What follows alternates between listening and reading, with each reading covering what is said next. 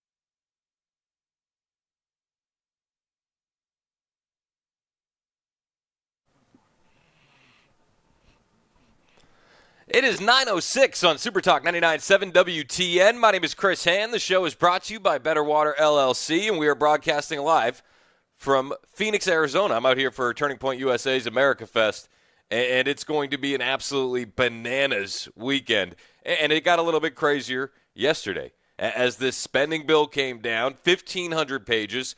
As we're getting off the air, we're finding out Elon Musk is tweeting about it, and then it's gone. Just like that.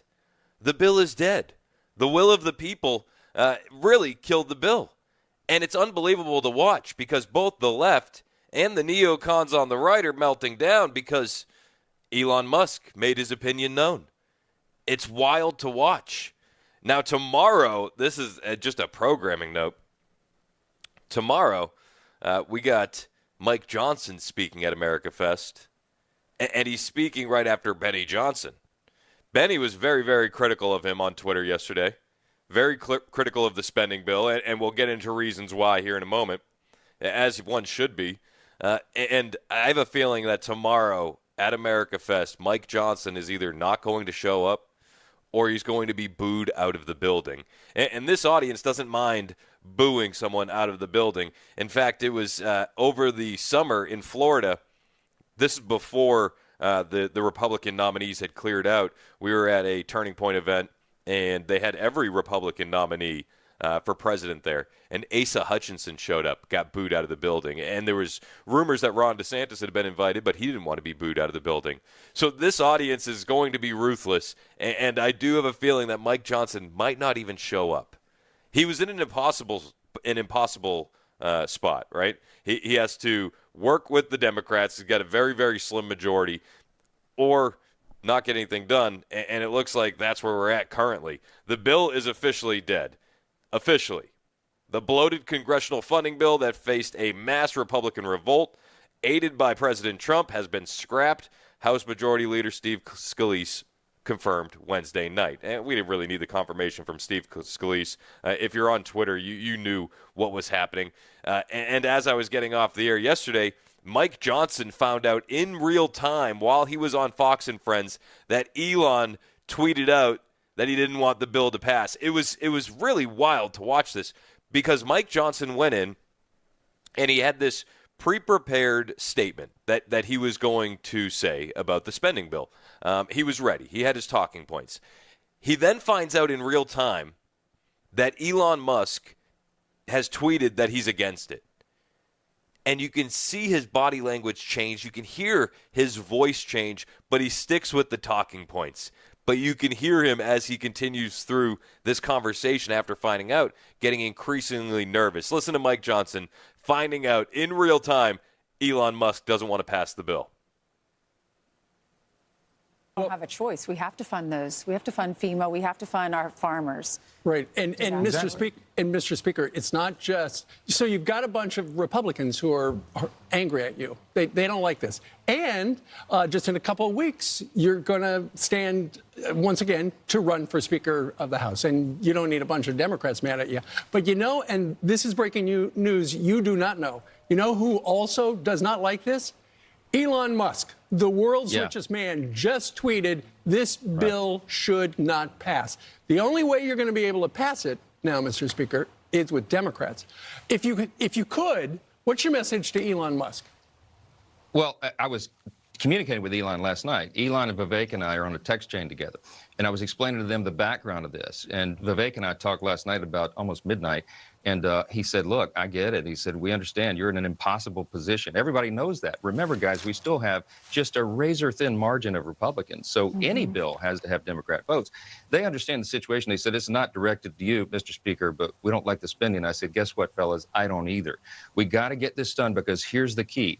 By doing this, we are clearing the decks, and we are setting up for Trump to come in roaring back with the America First agenda. That's what we're going to run with gusto beginning January 3rd when we start the new Congress, when Republicans, again, are in control. And all of our fiscal conservative friends, I'm one of them, will be able to finally do the things that we've been wanting to do for the last couple of years. Right now, Democrats still control. You know, the thing that's crazy in all of this, he says, well, we're going to do this so we can clear the decks. What does that mean?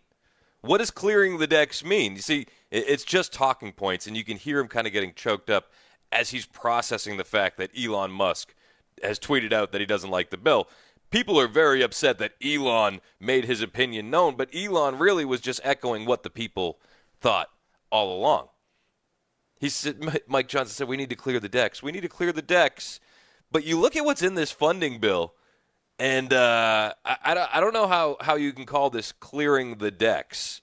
And this woke continuing resolution bill wanted to change the term offender to justice-involved individual. Yep, that was in the bill. Also in the bill was pay raises. Pay raises. Yep, that's in the bill. Also in that new CR, do you know what was in that new CR? It was funding for at least 12 new biolabs. Oh, that's weird. That's a little strange. Is that clearing the decks? Is it clearing the decks to have funding for 12 new biolabs? I mean, listen to the words. In general, the Secretary of Health and Human Services, referred to in this section as Secretary, shall make awards to establish or maintain as applicable not fewer than 12 regional biocontainment laboratories for purposes of conducting biomedical research to support public health and medical preparedness. Yet they wanted to fund biolabs. They wanted to fund biolabs. Clearing the decks. I'm telling you, tomorrow, if Mike Johnson shows up to America Fest, I have a good feeling he's going to be booed out of the building. President Trump and J.D. Vance released a statement, and it said, the most foolish and inept thing ever done by congressional Republicans was allowing our country to hit the debt ceiling in 2025. It was a mistake and is now something that must be addressed. Meanwhile, Congress is considering a spending bill that would give sweetheart provisions for government censors and for Liz Cheney. The bill would make it easier to hide the records of the corrupt January 6th committee, which accomplished nothing for the American people and hid security failures that happened that day. The bill would also give Congress a pay increase while many Americans are struggling this Christmas. Increasing the debt ceiling is not great, but we'd rather do it on Biden's watch. If Democrats won't cooperate on the debt ceiling now, what makes anyone think they would do it in June during our administration? Let's have this debate now, and we should pass a streamlined spending bill that doesn't give Chuck Schumer and the Democrats everything they want. Republicans want to support our farmers, pay for disaster relief, and set our country up for success in 2025. The only way to do that is with a temporary funding bill without Democrat giveaways, combined with an increase in the debt ceiling. Anything else is a betrayal of our country. Republicans must get smart and tough. If Democrats threaten to shut down the government, unless we give them everything they want, call their bluff. It is Schumer and Biden who are holding up aid to our farmers and disaster relief. This chaos would not be happening if we had a real president. We will in 32 days. Yeah, we will in 32 days. And listen, this bill wasn't it. This bill was an absolute mess. Vivek Ramaswamy was really going ham online on social media, ripping into this funding bill, saying the government is trying to waste your money without telling you. Spoiler alert, that's what they often do. Let's listen to Vivek. About to pass a bill that blows away your taxpayer money, but they made it over 1,500 pages long so you wouldn't read it. I did you a favor. I read it for you. It's supposed to be about keeping government operations open and providing disaster relief aid to hurricane victims, which I'm sympathetic to. But if you read the bill carefully, it contains pay raises for members of Congress, and I'm not making this up, an expansion of their federal health benefits. It contains all kinds of special interests and pork funding, including opening up a new stadium in Washington, D.C. It renews the Global Engagement Center, which is a key node of the censorship industrial complex. And the worst part is, they didn't want you to know about any of it, and that's why they made this a last-minute jam job. The reason I'm co-heading DOGE is I think we need outsiders to bring actual accountability to Washington, D.C. So feel free to call your congressman and let him know how you feel about it. Yeah, let him know. Listen, the bill is dead. And you know what? Thomas Massey predicted this coming a long time ago, like weeks back. He said this is what happens every year. And then they hold Christmas over the heads of Congress and say, hey, you want to go home and see your families for Christmas? Well, you better vote for this bloated spending bill and don't ask about what's inside. Every single year this happens. It's time to say enough is enough. Are we going to miss the government if it shuts down? I know I'm not. I know you're not. But it's time to fix this.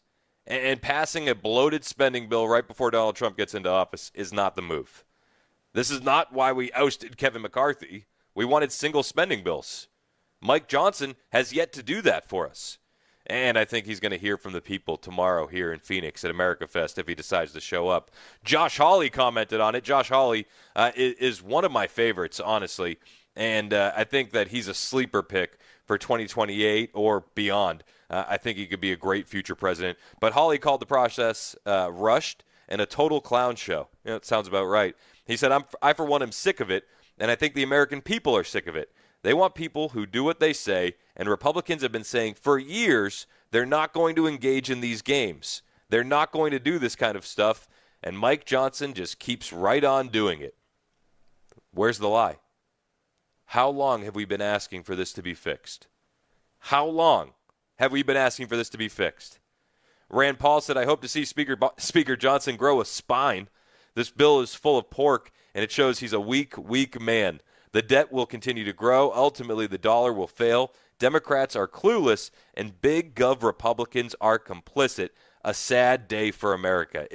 Listen, this is a problem on both sides. It's not just Democrats. It's rhinos as well. And this is a problem that we, the people, need to make sure our voices are heard. And they were heard loud and clear yesterday, echoed by Elon Musk, which was fantastic.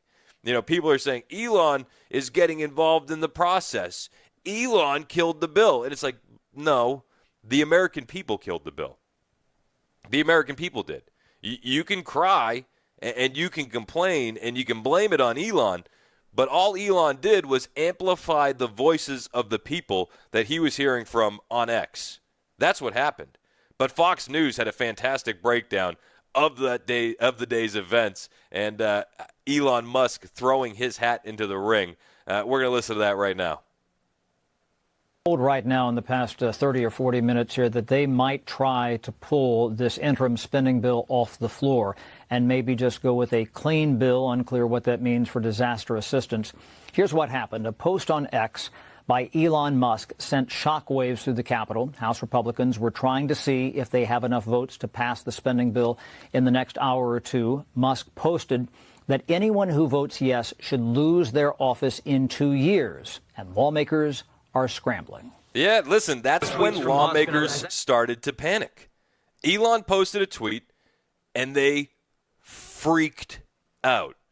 The power of the internet here cannot be denied. And I think in the election of Donald Trump, the power of the internet cannot be denied.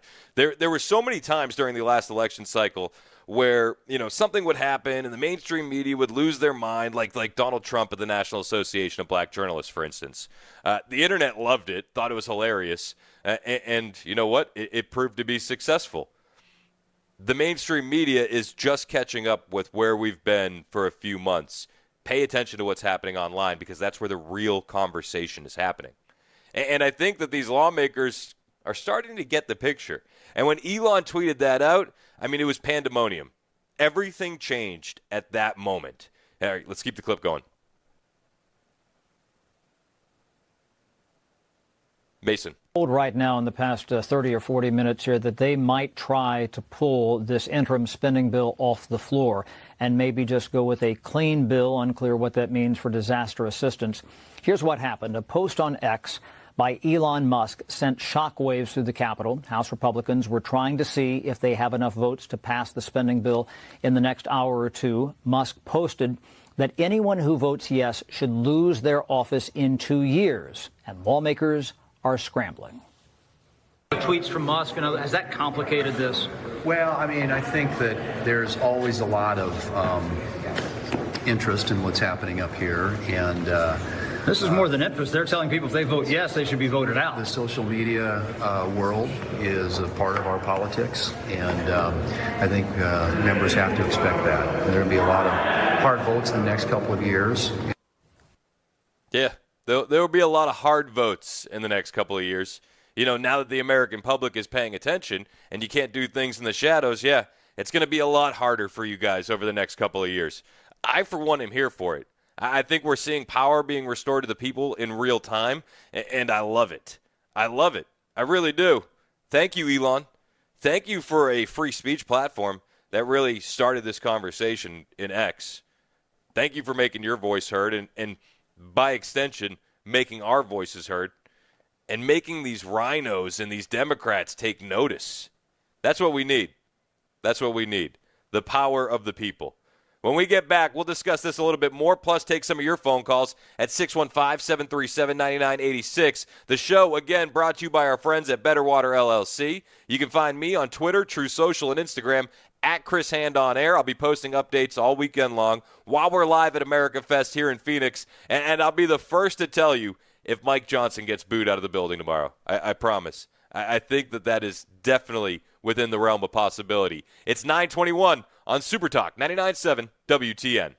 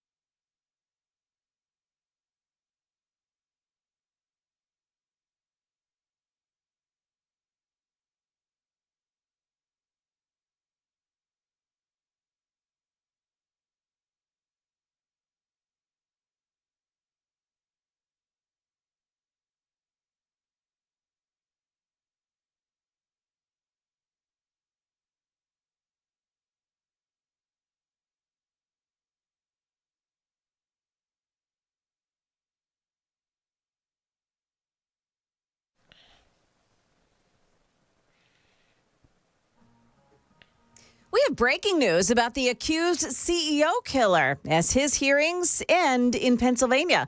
Also, Fani Willis, remember her? She's been removed from the case against President Trump in Georgia. Those stories coming up at 9:30 on Super Talk 99.7 WTN. Thank you, Joan Jones. 927 on Super Talk 99.7 WTN. It's Chris Hand. The show's brought to you by Better Water LLC. I'm live in Phoenix, Arizona. I'm here with Turning Point USA. We got America Fest all weekend long. And everybody in the conservative movement is going to be speaking here. Tucker Carlson, Ben Shapiro tonight. We got Tom Homan coming up. We got Donald J. Trump. One of the guys that's supposed to be here on Friday, well, he's been in the news a little bit, Mike Johnson. Maybe you've heard of him. I think he's going to get booed out of the building if he does show up. I think he's too busy right now, Chris, to be honest. Well, that's the thing. Does he show up? Yeah. He's probably going to be a bit busy. So, if he does show up, he's going to be booed. I hope he does, just for that. It's going to be a pretty good moment.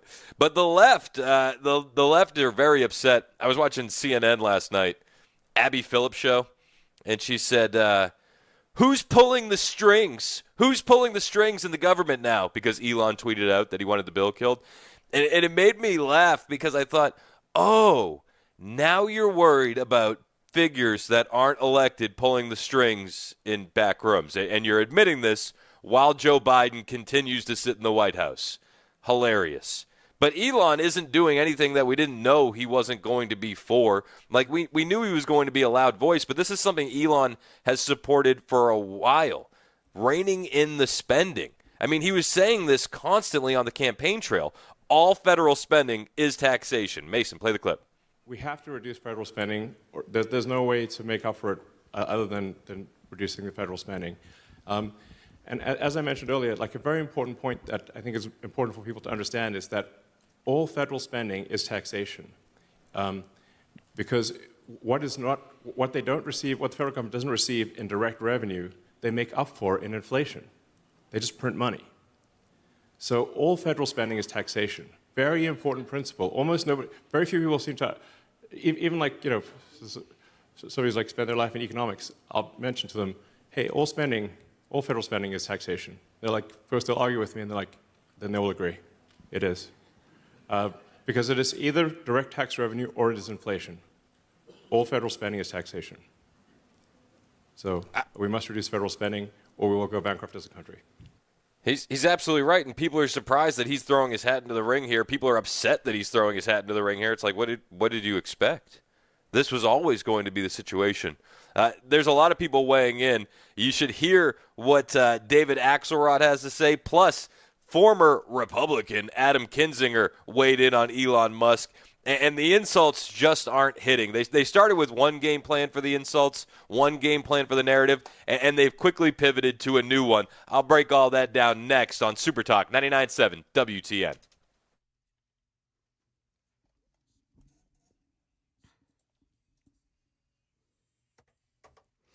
Good morning, 9:30. I'm Joan Jones with your top stories, and we do have breaking news this morning. Well, the hearings are over, and suspected CEO killer Luigi Mangione has waived his right to be extradited back to New York. Officials say that means he'll be on the ground in Manhattan within hours.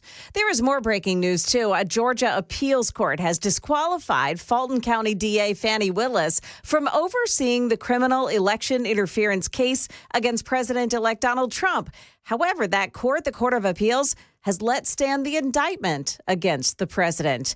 A new approach to congressional spending deals in Washington, D.C. Rather than pass a bad bill, shut the government down. That's exactly what Tennessee Congressman Tim Burchett posted on X this morning.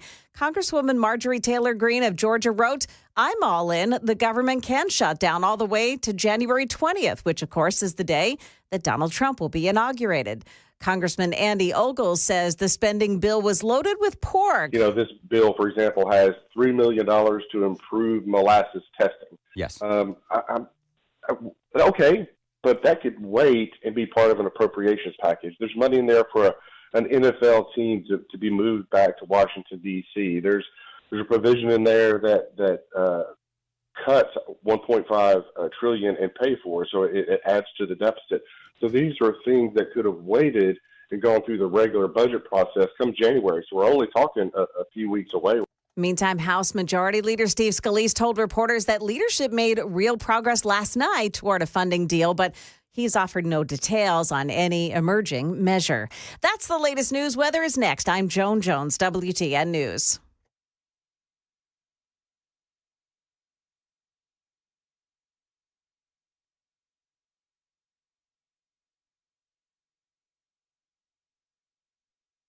Hey, what's up, guys? It's Matt Murphy in the middle of downtown Franklin, Tennessee. We've talked so much about Savory Spice. I thought, why not show you the place? So let's go on in and see what's popping at Savory Spice. As I've always said, you will smell the spices even before you walk in. I can smell them right here in the doorway. Come on in and let's introduce you to the one and only Holly, who is the owner and proprietor of Savory Spice. Say hey, Holly. Hello, everyone. Now, enough about Holly. Let's talk about spicy and easy products like the incredible taco soup, which, as I said, you put this in a crock pot, you put all the ingredients that it tells you to buy right there, you put the spices in, and it's so easy. So if you don't know what you're doing around the kitchen, it's a perfect way to find your way around the kitchen, as is the Mediterranean dill risotto. Now, for the holidays, pumpkin pie spice. What doesn't it have, Holly? Pumpkin. It doesn't have any pumpkin in it. That's a fun fact for all of you kids out there. Now, if you stop by Savory Spice, either in the Franklin location or at L&L Market, you can get yourself a sample of the dill dip, which is my absolute favorite. Just tell them Matt Murphy sent you to Savory Spice with purchase now. So come by Franklin or L&L Market in Nashville and come see Holly and the entire crew at Savory Spice.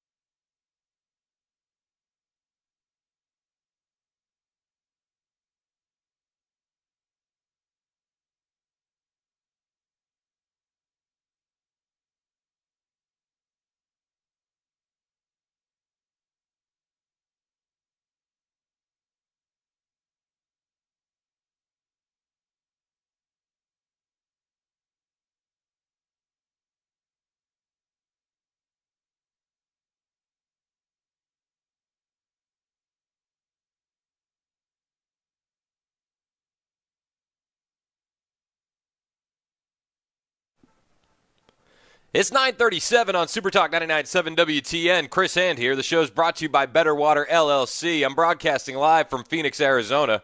Turning Point USA's America Fest going on all weekend long, so we're working with these guys, and we're looking forward to a wild weekend, to say the least. The excitement is palpable. I mean, we're here to celebrate 47, but there's a lot of drama happening behind the scenes, especially with this spending bill on the table. Unbelievable. And the kvetching from the rhinos who are so upset that Elon Musk made his opinion known. How dare he? Didn't you know he's a billionaire and he should stay out of this? Except Elon just echoed what we were all thinking. Do we really need another ridiculous spending bill that you worked with Democrats to get, that gives money to everyone, pay raises for Congress, money for NFL stadiums, money for biolabs? Do we really need this? Do we really need this? Now, originally, the first narrative that they set up was that, if the Republicans don't do this, if we don't get this done, then we're going to have no money for disaster relief. Think about the disaster relief. With no mention of the biolabs or the funding for the NFL stadium, right? Like that wasn't mentioned at all. They tried to weaponize disaster relief to make Republicans vote for a bloated, pork-filled spending bill. That's what they did. And as soon as that wasn't working, because everybody said what we all know, just pass that on its own and it'll pass. Or, write it up, single subject. I don't think anybody would object. Well, right as that happened, and people said that's not working, the focus groups got back to him, the narrative immediately changed. And the narrative became, well, Elon is acting like he's the president. And it started with a few rhinos, one of them being Adam Kinzinger. He referred to Elon Musk as the president, and he referred to Donald Trump as the vice president after the spending bill was defeated. This happened on CNN yesterday. Hanging by a thread. Well, first off, I'd like to say thank the Lord God that I am not in Congress anymore. I know this game. They always play this like Christmas deadline stupid game. But look, President Musk this morning made it clear with all his vast government experience, which is basically he became rich on the federal government, that he doesn't want Republicans to pass this. And seemingly Vice President Trump kind of backed him up then at that point. And what it says about the politics is this is going to be a messy 4 years. The whole debt ceiling thing, yeah. Donald Trump is making it clear that he wants the debt ceiling to go up. By the way, the debt ceiling is going to have to go up, but he doesn't want to have to take ownership for it because he will, again, for 4 years, look at the Democrats and blame them. And so what this says about the politics is good luck for the next 4 years. I don't think they'll shut the government down because ultimately they'll want to get home for Christmas. They'll do like a 1 month CR pretending like that's going to fix everything. But, I think President Elon has made it clear what his agenda is going to be for the next 4 years. Yeah, it does seem that the only... Yes. President Elon has made it clear what the agenda is going to be. I think actually President Trump made it very clear that he wanted to get it done before he gets into office because he doesn't want it hanging over his head until June. And he wants to get in and have both feet on the ground, full run ahead. It makes sense. It makes total sense. It also makes sense to not want to fund, biolabs and pay raises for Congress and NFL stadiums. Like, it makes sense. But this is the game plan. This is what they do. They try to jam it all in. The deadline's in September. They had a deadline to have the budget done in September, and they could have, but they didn't. And then they wait till, what? We're 7 days before Christmas, and they're going to try and jam this bill through, and they're going to hold hostage the elected officials going home to see their families for Christmas, hang that over their head and say, well, just vote for this and you can go home. Just vote for this. You can go home. And then they said, well, if you don't vote for it, well, you're against disaster relief. That didn't work. Nobody bought that. So now they're saying, oh, President Elon Musk, it's his fault. Even Democrat strategist David Axelrod issued a statement after this. He said, so will President-elect Musk join the budget negotiations now? Yeah, I hope he does, actually. I think that he could actually help.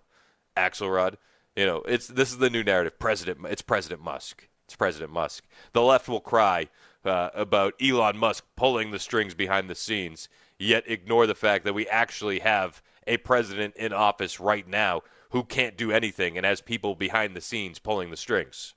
They'll just ignore that. That's no big deal. Don't worry about that.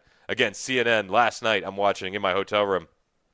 Abby Phillips comes on, says, who's pulling the strings in the back? Why is Elon being allowed to pull the strings? He's an unelected bureaucrat. It's like, guys, do you not understand the irony? You're admitting it's not okay to have people pull strings behind the scenes while you have a president in office who has people pulling the strings behind the scenes. Okay. That's their narrative. The way I see it is Elon is lending his voice to the people. He's echoing what we're all saying and feeling and what we've been saying and feeling for years now. Years. GOP Rep Victoria Spartz, she weighed in and she shredded Speaker Johnson over this bogus spending bill, and she accused him of conspiring with Democrats to make a bunch of slush funds. Listen to this clip. Listen, we are divided in government, but we don't have to be ruled by Democrats. Speaker Johnson didn't even talk to moderate Republicans, not just to conservatives. He usually doesn't even care to hear to us. That's unfortunate. He just made a deal, with Democrats, put a bunch of slush funds, what they wanted, put little things that maybe he can try to push some Republicans to vote and try to sell it as a victory, which is really another, Christmas present to Chuck Schumer. And that's what was expected by Republicans. And he's been dishonest in this. And I think at some point, enough is enough. And if we don't start governing the country, it's on calamity course. So I hope next Congress will grow the backbone and start dealing with the swamp, because fiscally the country is really in huge, huge trouble. Honestly, where's the lie? Grow a spine. We are fiscally in trouble in this country, and we need to do something drastic to fix it. Mike Johnson was on Fox News. He found out in real time that Elon Musk didn't support the bill, and he said, well, they told me this wasn't directed at me, but we don't like the spending. And I said, guess what, fellas? I don't like it either, in a text chain to Elon and Vivek. And Josh Hawley responded to that saying, this song and dance has gotten really old. Johnson wrote this bill. It is 100% his. The secret pay raises, the Obamacare carve-outs, the pharma giveaways, the censorship funding, all of it. Make no mistake about it, Mike Johnson wrote the bill. Mike Johnson wrote the bill. He is in a tough position. You have to give him that. We have a very slim majority. I understand that. He wrote the bill, though. So the criticism is going to fall at his feet, whether he's in a tough position or not. And you already got people coming out saying that they're not going to vote for him when his election for speaker comes up. Thomas Massey says he's out. Thomas Massey says he's spoken to other elected representatives, and they say, yeah, we're out too. And Rand Paul is out there floating that Elon Musk should actually serve as Speaker of the House. This is what he wrote. He wrote on Twitter, the Speaker of the House need not be a member of Congress. Nothing would disrupt the swamp more than electing Elon Musk. Think about it. Nothing's impossible. Not to mention the joy at seeing the collective establishment, a.k.a. Uniparty, lose their ever-loving minds. How crazy would that be? Would you support Elon Musk as Speaker of the House? I would. I think it would be hilarious. I think it would absolutely be a party if that happened. Musk, he's going to be running Doge. He's going to be very busy. And Vivek Ramaswamy is going to be there with him every step of the way. And they're going to be pushing for real change. And I'll tell you what, this idea from Rand Paul would do a lot. It would pour some accelerant on the fire of change that is rising. So, yeah, I'm for that. I'm not for the same thing over and over and over again. And listen, when you look at Mike Johnson and you look at Kevin McCarthy, what's the big difference? What's been the massive difference between the two of them? I'll wait. If anybody can point out a difference. Yeah, exactly. I mean, there's no difference. It's like the meme from The Office. Corporate wants to know the difference between the picture. It's the same. It's the same picture. It's the same picture. It's the same thing we've been dealing with. J.D. Vance was caught yesterday on Capitol Hill. He was walking into Mike Johnson's office, and as he's walking into the office, reporters are running up to him, and they're asking questions about the bill and what the president wants, and J.D. Vance had this to say. Should Speaker Johnson be reelected? He Would dodges you that support question. a clean CR? Well, what the president believes is we should support a clean CR so long as it contains a debt limit increase. That's the position of the president, and that's what we're going to try to push for.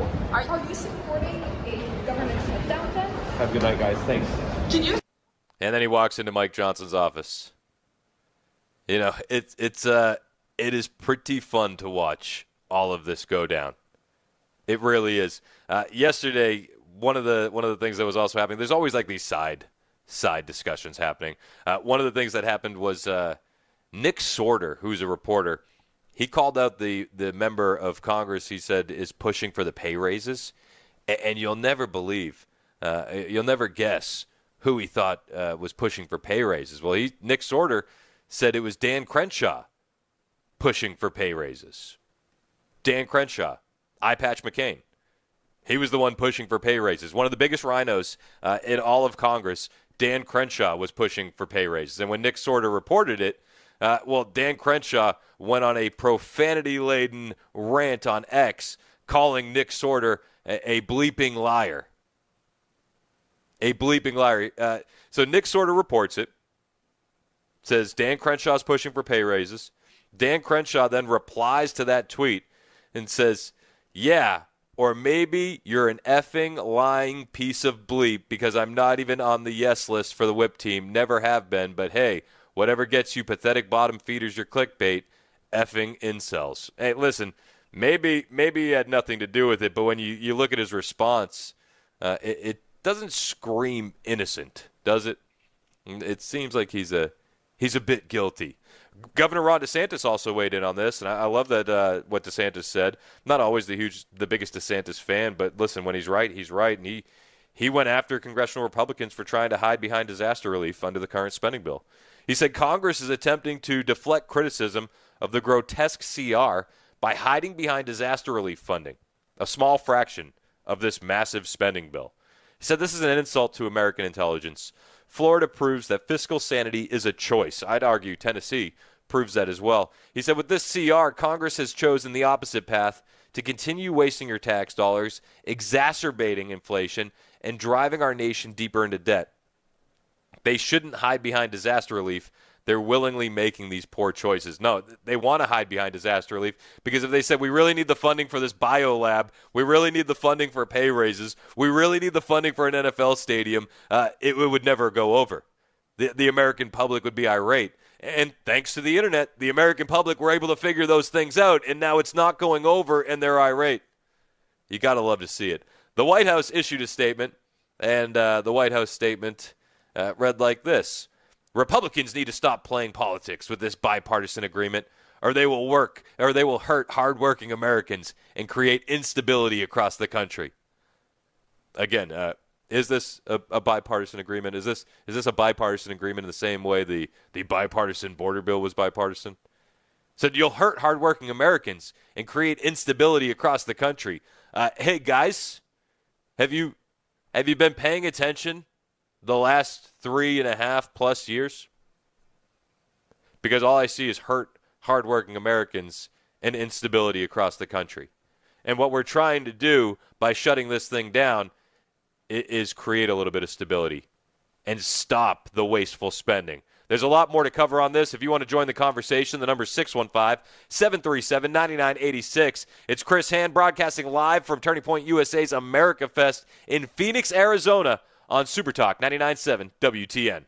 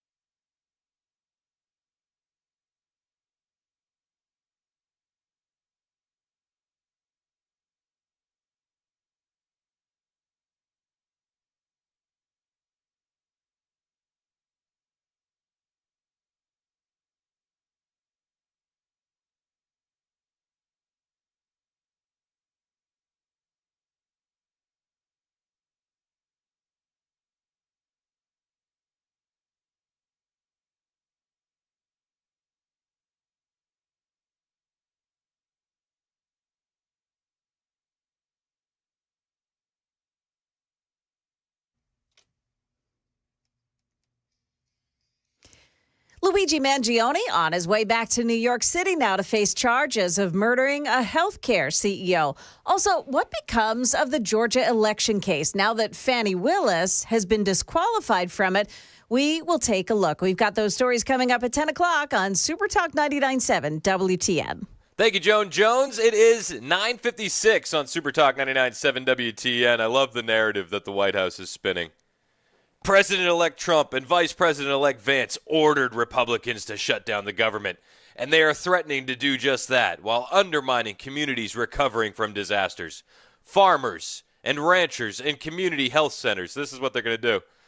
Oh, they're shutting down the government. They're so big. They're so bad. They're so evil. You know, this used to work. This used to work. It doesn't anymore. You know, let me remind you. They spent the entire last couple of years calling Donald Trump Hitler nonstop, and he won. It's an example of your boos mean nothing because we've seen what makes you cheer. So this spending bill is dead. Mike in Spring Hill's on line one, and he wants to talk about the pay raises in the bill. What's up, Mike? How you doing, man? Hey, thanks for taking my call. I'm from the Chicago area, and I saw the interview yesterday with Dick Durbin, and the reporter asked him about the pay raise.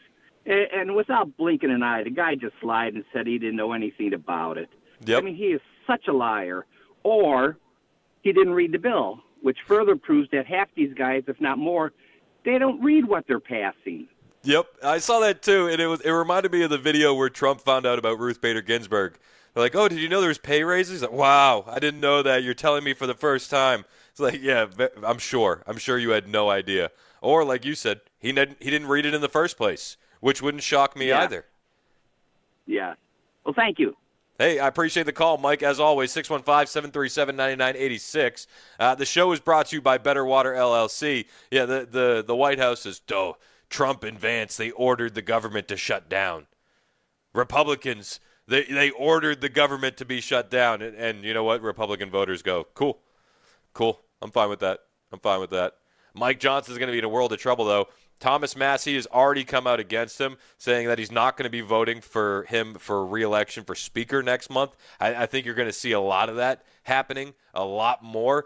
On the way, I want to play you what incoming Deputy Chief of Staff Stephen Miller said when it comes to Trump opposing the continuing resolution in its current form. Plus, I want to take more of your calls at 615-737-9986. Get your opinion on this. I think your opinion is what matters the most because it was your opinion online that got this thing shut down. Elon will get the credit, but it's the people that's voices he amplified yesterday to end this thing. We got a lot more on the way. Chris Hand live from Phoenix, Arizona with Super Talk 99.7 WTN. It's 10 o'clock on Super Talk.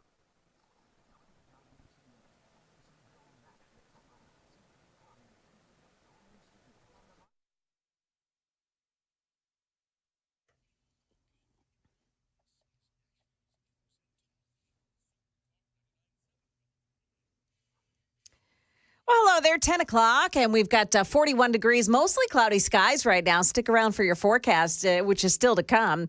CEO murder suspect Luigi Mangione now wrapping up his extradition hearing in Pennsylvania.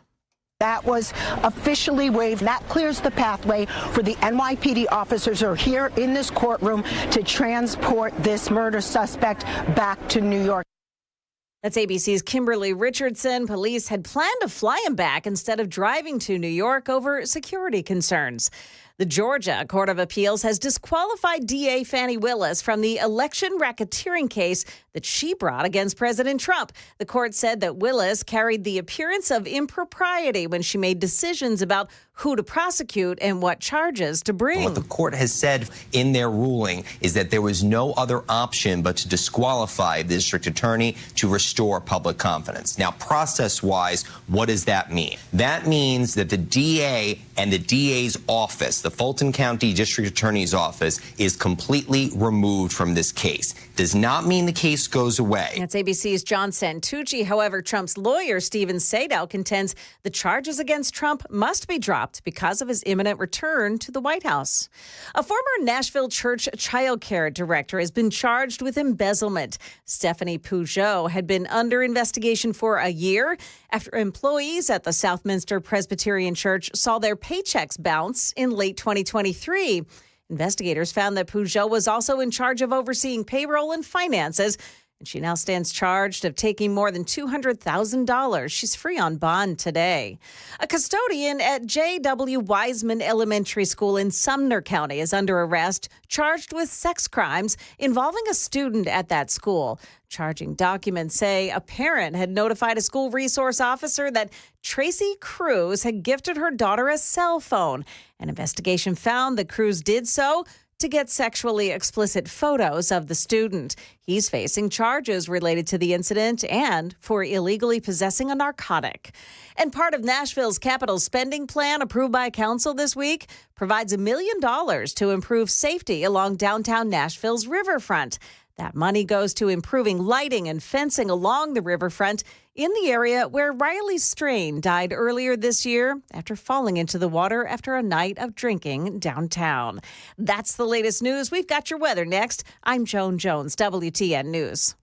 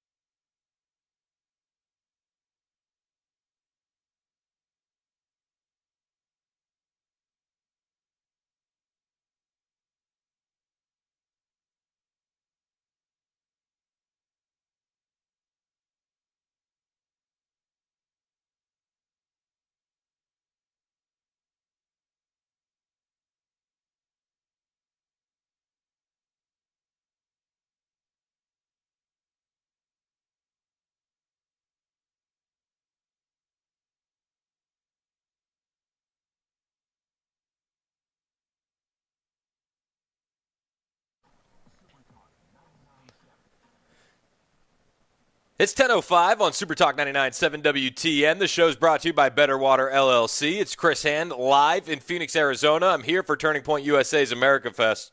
We got a heck of a weekend lined up. I'm not sure if Mike Johnson's going to be here tomorrow or not. He seems like he's got a bit of work to do. They got to rewrite a new bill and have it ready to go for tomorrow. He was supposed to speak on Friday, like right around 3:30. If he does speak, I have a feeling he's going to be getting booed out of the building, personally. That's my vibe. That's the vibe I'm getting from people here on the ground. It was a big topic of conversation behind the scenes yesterday. What is that going to look like when Mike Johnson comes out? You had a guy like Benny Johnson saying a very prominent Republican member of Congress just called me and told me that GOP House leadership threatened to withhold hurricane funding from their storm-ravaged district unless they voted for the bloated woke CR. They also threatened their committee seats. Dirty moves. And if Mike Johnson does speak tomorrow, the guy that speaks before him is Benny Johnson. So we'll see what happens. I do think that there's a potential for Mike Johnson to be booed out of the stadium. I do, and I'll be here for it. It's going to be fun. I'll keep you updated all weekend long. You can find me on Twitter, True Social, and X, at Chris Hand on Air. I'll follow you back if you hit the follow button. Becky in Nashville wants to talk about shutting down the government. Becky, how you doing? Oh, Becky's not there anymore? Becky wasn't patient. Sorry, Becky. Call back if you want. If you want to join the conversation, 615-737-9986. Listen, it's a new day in politics, and we're not putting up with the old guard anymore. Incoming Deputy Chief of Staff Stephen Miller laid out exactly why President Trump opposes this continuing resolution. Here's what it comes down to. First and foremost, Donald Trump just won a historic landslide. He is entitled to come into office in January and work on his agenda the American people elected him to. He should not have to come into office and immediately be saddled with a government funding expiration followed by a debt ceiling expiration. That is what the current plan would do, is he would come into office and immediately have to work on negotiating a debt ceiling hike with Chuck Schumer and Hakeem Jeffries and extension of government funding. That is not consistent with putting Donald Trump in the best possible position to enact the transformative legislative agenda that he campaigned on. Historic tax cuts and reforms, an energy revolution, record-setting border security and border protection investments, and the entire agenda to bust inflation and make this economy grow. Furthermore, as you've mentioned, there are provisions that are in this year-end government funding bill that are on their face unacceptable. How are we even having a conversation about a provision that would shield members of the January 6th Unselect Committee from basic oversight, accountability, and investigation? How are we talking about funding global censorship at the State Department? And again, how are we talking about sticking President Trump with a debt ceiling expiration at the very beginning of his administration? Set President Trump up for success. Set him up to put the agenda he campaigned on into action. Listen, that's what we want. Set Donald Trump up for success. Set him up for success. Don't set him up for a headache. Don't set him up for a big fight already. And I do have an update. Jack Posobiec actually just tweeted out that Mike Johnson has canceled his appearance at America Fest over the weekend. Shocker. He knew it was coming if he came. He knew. It's pretty fun to watch this unroll in real time. I guarantee that a topic of conversation all weekend long at America Fest is going to be this CR, this spending bill, and how ridiculous it is. The Republicans are anything if not irate, and the ones that are silent are the ones that I'm paying most attention to. But we've heard a lot from a lot of people. Mike Lee said that in this spending bill, Speaker Johnson blocked RECA, which is there were people that were hurt by radiation and nuclear testing and fallout, and there was money that was supposed to be in this bill to help them. Help American citizens. Mike Johnson cut it out. Weird. Weird that they're not going to help American citizens in here. Weird. Rand Paul saying he wished Speaker Mike Johnson would grow a spine.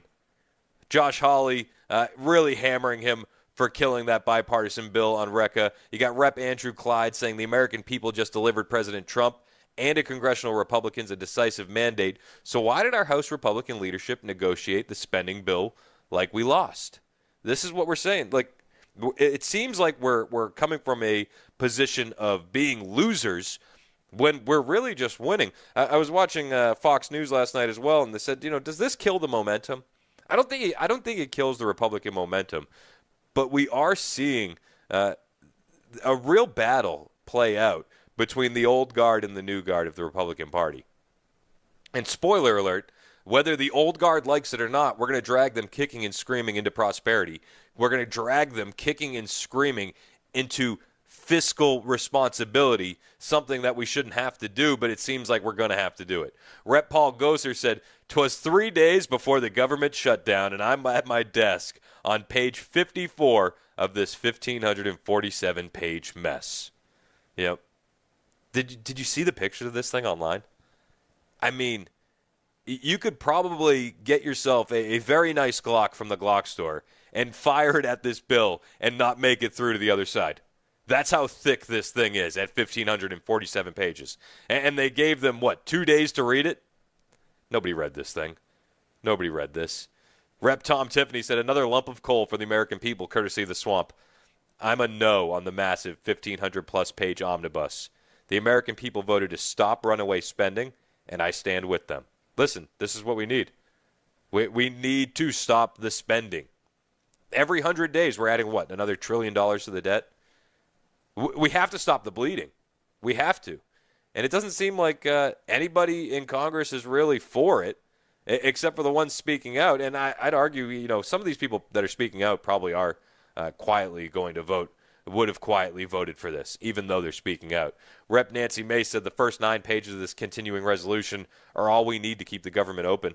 The other 1,500-plus pages are a handbook on how the government plans to waste your tax dollars for a bit. And it is. So much waste. Football stadiums, biolabs, pay raises. Is this what the American people want? No. The American people want border security, fiscal responsibility, to stop sending money to other countries, to put American citizens first. That's where we need to get to. That's where we need to get back. That's what we need. January 20th can't get here soon enough. We absolutely need to get this country back on the right track. It's going to start with spending. It has to. And we need to get this done quickly and the right way, please, the right way, without bending over backwards for Democrats, without bending over backwards for establishment government officials. This is just too much. Too much. Do we really need more biolabs? Honestly, it's ridiculous. On the southern border, there's a story out here that's just wild, man. An illegal alien is on the run, wanted in Florida, allegedly filmed himself raping a child in Marin County. I mean, this is the state of our country. These are the problems that we really need to fix. Yet they don't get fixed.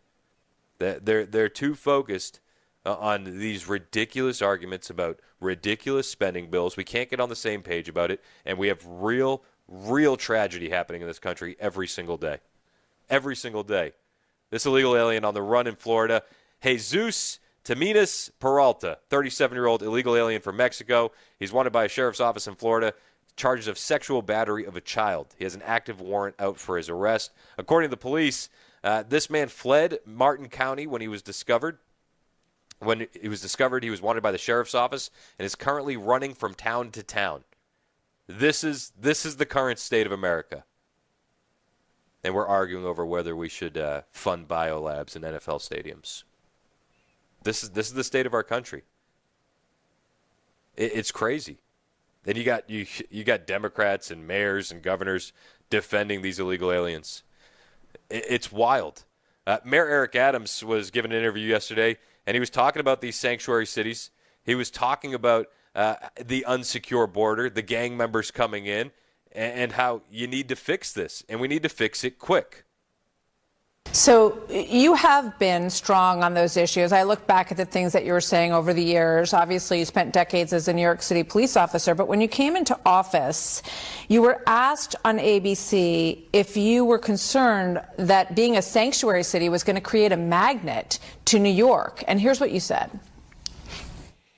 Not at all. The city has always been a sanctuary city, and we've always managed those who wanted to come to New York City to pursue the American dream. But now, people see Tren de Aragua in Times Square. They see gang members and criminals who are getting arrested and getting released, put back out on the street. $6.6 billion on migrants in New York City. People complain that the city is dirty. What do you say to those who say that your turn on this, and you're sitting down with Tom Homan last week and talking about making us safe for New York, came too late? Well, and this is why this is so important, to be able to not have a bumper sticker understanding of a policy and a person's belief, but engaging in real conversations, which we don't do that much often anymore. I love that. We can't have a bumper sticker policy understanding. I love it. Listen, Mayor Eric Adams is waking up to the realities of what's going on in this country. Mayor Eric Adams really has seen firsthand the disastrous policies from the Biden administration and what that brings. And it just seems like the political elite want business to continue as usual, despite the mandate from the American public. And you know what? We're not going to sit by and take it anymore. Things are changing, whether people like it or not. Bob in Spring Hill is on line one. What's up, Bob? How are you doing, man? Good, Chris. How are you? I'm good, man. What do you want to talk about? Well, you know what? This is exactly why this massive bill and the Republicans, this is why we lose elections and why we lose midterms, because we just can't get it together. You know, President Trump had a mandate. You know, we got the Senate back pretty comfortably, and now we've got a chance to do something, and I understand the new Congress hasn't taken effect yet. But this is what we do to ourselves. We shoot ourselves in the foot, and then we start losing elections again. We've got a mandate, and we need to start doing it, and it's so frustrating to see this every time we win elections. This is what we do to ourselves. Yeah, I'm with you. It's like, guys, can we act like we won? Can we just operate from a position of strength instead of a position of weakness? We're not playing the game with the score, you know, with having to make up score. We won. We won. Let's keep winning. Exactly, and the other thing too is when we sit back and let the Democrats dictate to us, it's not going to be good for the American people. We've got to. Yeah, you're absolutely right. People have spoken. The people have spoken, and they want the Republicans, the MAGA movement, to pick up and do this for the American people. The only people that win when you have all this pork in these bills are the government. That's all that wins. Thanks for taking my call, Chris. Appreciate you. Hey, I appreciate you, man. Thanks for calling. 615-737-9986 if you want to join the conversation. It's a mandate from the American public. And we don't have big asks. We don't have big asks at all. We want fiscal responsibility. Easy enough, right? It should be. And we want a secure southern border. And we want to stop funding wars around the world. And we want to put American citizens first. This is what we need. This is why a lot of Americans are so excited about the appointment of Tom Homan as border czar. You know, he was also talking about Mayor Eric Adams reaching out to him. And listen to this clip. It's wild. He said Mayor Eric Adams is going to let him back into Rikers Island prison. And this is a huge deal because ICE hasn't been allowed in Rikers Island in quite a few years. This is Tom Homan talking about Mayor Eric Adams giving him the green light. People, look, Mayor Adams reached out to me, and I actually went to Mayor Adams. He understands it, and I think he realizes that we're taking it seriously. And Eric Adams from New York reached out to you. Reached out to me. Good for him. I went and sat down and met with him. He believes he should take public safety threats out of his communities, too. He's offering to help us. He's offering to let me in the Rikers Island jail. We've been kicked out of Rikers Island jail for years. Again, like Cook County, we used to arrest hundreds of illegal aliens with criminal convictions there. Eric Adams says he's going to go as far as writing an executive order to get us back in Rikers Island because he agrees with me that Mayor de Blasio did a lot of harm that affected the public safety in New York City. So he's getting a lot of pushback from the city council. I saw him the other day. He says, you can cancel me if you want, but this is the right thing to do for public safety in New Yorkers. He also said he will assist me in finding over the 300,000 missing children, which many of them are going to be in New York City. Yeah, listen, it's the right thing to do, and he's going to get a lot of pushback for it. You know what the right thing is going to cause a lot? Pushback. And it doesn't matter which right thing we're talking about. It could be the fiscal responsibility, and we're going to see pushback. It could be the secure southern border, and we're going to see pushback. It could be that we don't want to fund wars overseas. We're going to see pushback. But as the Republican Party, we can no longer bend the knee every single time we see a little bit of pushback and resistance. We have a mandate from the American public. We need to act like it. We need to get back to it. And Tom Homan, He's got a lot of big plans. He's got a lot of big asks on what he needs. The deportation effort is going to happen. And wait until you hear how many beds he's requesting for his first deportation facility. I'll tell you that number when we return. It's 10:21 on Super Talk 99.7 WTN.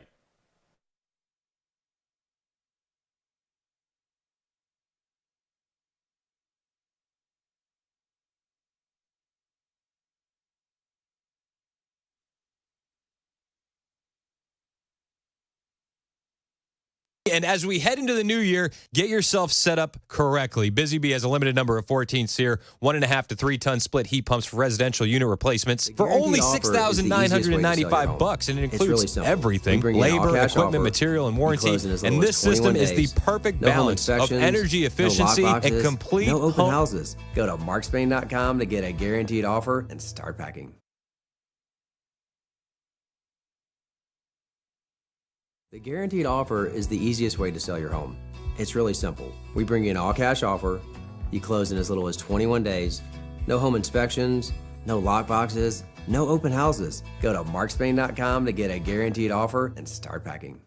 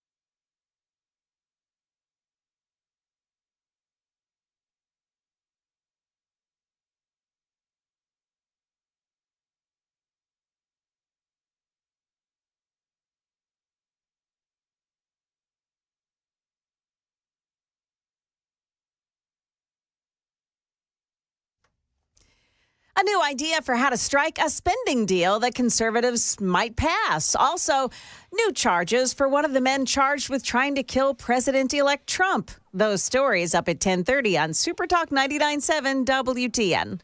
Thank you, Joan Jones. It is 10:25 on Super Talk 99.7 WTN. My name is Chris Hand. The show is brought to you by Better Water, LLC. The show is coming to you live from Phoenix, Arizona. I'm going to be here all weekend long for Turning Point USA's America Fest. Very excited. A little bit bummed. Mike Johnson has officially dropped out of the weekend. I was looking forward to documenting him being booed out of the building. I was going to get it on video for you, but alas, it doesn't seem like that would be happening. It's probably a good choice on Mike Johnson's part. Probably a good choice.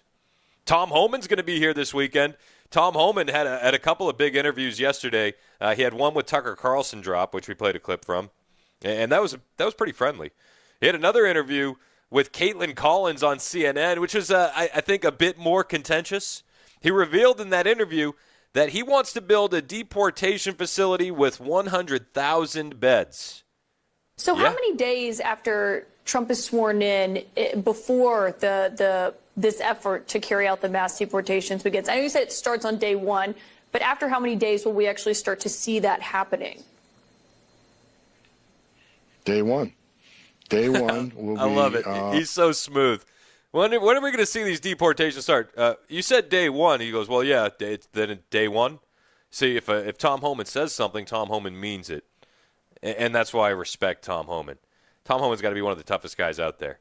That's a breath of fresh air for sure. And he understands firsthand the human cost of the wide open borders. I mean, you listen to some of these guys' stories, it's heartbreaking what happens on that southern border. It's not compassionate. It's not kind to leave our southern border wide open, especially when you're ceding control to the cartels. And then you let these illegal aliens just run amok inside of our country and do whatever they please. And then you don't send them home. He says, no, you're going to send them home. It's going to start day one. And he wants 100,000 beds to do so. All right, keep that clip going. ICE officers across the country will be out on the streets. Right out of the gate, President has made it clear, and I've made it clear, the priority right out of the gate is public safety threats and national security threats. And there's plenty of them to find, right? I looked at the data under the Biden administration. The deportation of criminal aliens have decreased 74%. So we have all those folks that the Biden administration failed to deport, plus you got this over 10 million encounters on the southern border that came across. We got a lot of them to look for too. So the public safety threats are plenty, and it's going to keep us busy. Yeah, no, they're gonna be busy for sure. You know what I think is one of the most interesting things about Tom Homan is nobody ever doubts that he's going to do what he says. There's nobody that says, oh, he's blowing smoke, he doesn't mean it, on either side, the left or the right. Everybody believes him when he tells you day one these deportations are going to start. It is a breath of fresh air. And it's not just the Democrats that believe him. It's not just conservatives that believe him. Governors in Mexico believe Tom Homan is going to do the job of deportation. And in fact, in Mexico's northern border states, they've began making preparations for these mass deportations. The president of Mexico told the governors to expect to receive migrants from the United States in February. Well, maybe even a little bit sooner than that. It could be tail end of January. Mexican President Claudia Sheinbaum's December 10th security meeting with the governors of the country's 32 states, border region governors, were told start preparing for the real possibility of mass deportations. Even Mexico understands that this is going to happen. And listen, she gathered the governors of these the border states in Mexico and gave them some authority to start getting ready for these mass returns to Mexico. Mexico takes Tom Homan seriously.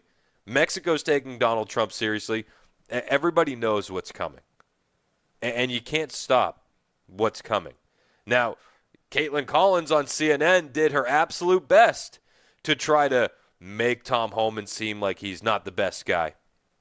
She did the best to focus on emotional manipulation. Well, how many? How many are going to be deported? She did her best to hit him with gotcha questions. Like, what happens if it's a mixed household with an illegal alien husband and a citizen wife, or two illegal alien parents and a citizen child? Tom Homan doesn't take the bait. Tom Homan delivers facts on CNN in a way that Caitlin Collins can't handle. I'll bring you those clips when we get back. It's 10:30 on Super Talk 99.7 WTN.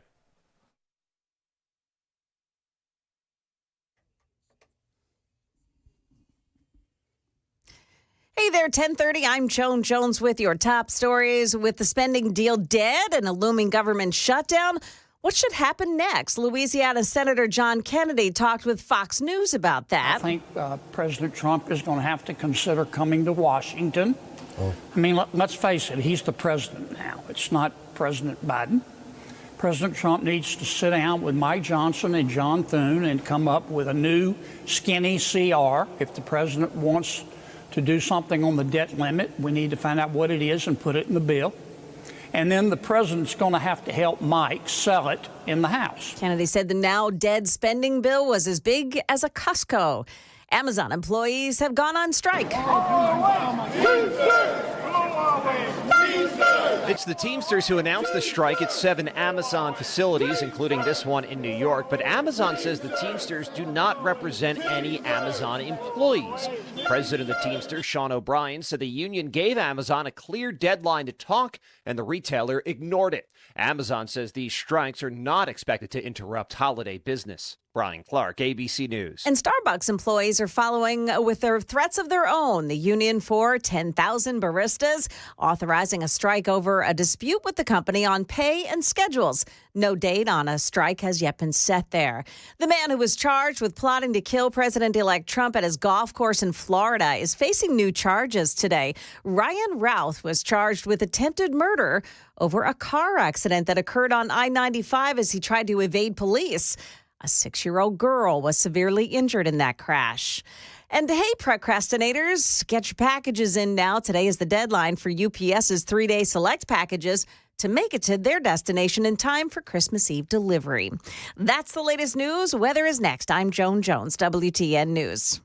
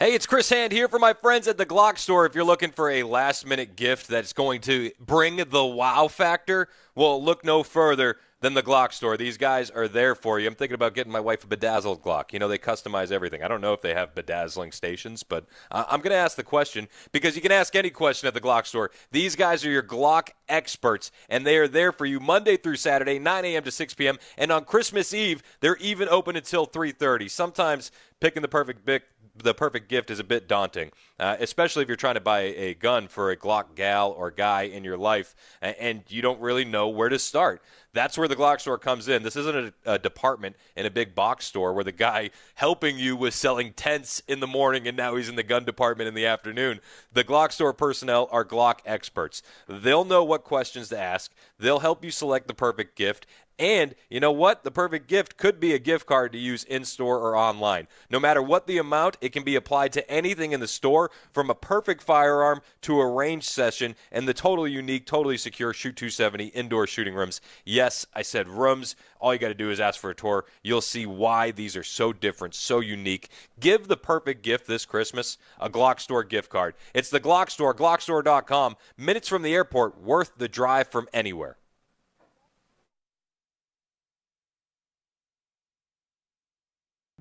Hey, what's up, guys? It's Matt Murphy in the middle of downtown Franklin, Tennessee. We've talked so much about Savory Spice. I thought, why not show you the place? So let's go on in and see what's popping at Savory Spice. As I've always said, you will smell the spices even before you walk in. I can smell them right here in the doorway. Come on in, and let's introduce you to the one and only Holly, who is the owner and proprietor of Savory Spice. Say hey, Holly. Hello, everyone. Now, enough about Holly. Let's talk about spicy and easy products like the incredible taco soup, which, as I said, you put this in a crock pot, you put all the ingredients that it tells you to buy right there, you put the spices in, and it's so easy. So if you don't know what you're doing around the kitchen, it's a perfect way to find your way around the kitchen, as is the Mediterranean dill risotto. Now, for the holidays, pumpkin pie spice. What doesn't it have, Holly? Pumpkin. Doesn't have any pumpkin in it. That's a fun fact for all of you kids out there. Now, if you stop by Savory Spice, either in the Franklin location or at L&L Market, you can get yourself a sample of the dill dip, which is my absolute favorite. Just tell them Matt Murphy sent you to Savory Spice with purchase now. So come by Franklin or L&L Market in Nashville and come see Holly and the entire crew at Savory Spice.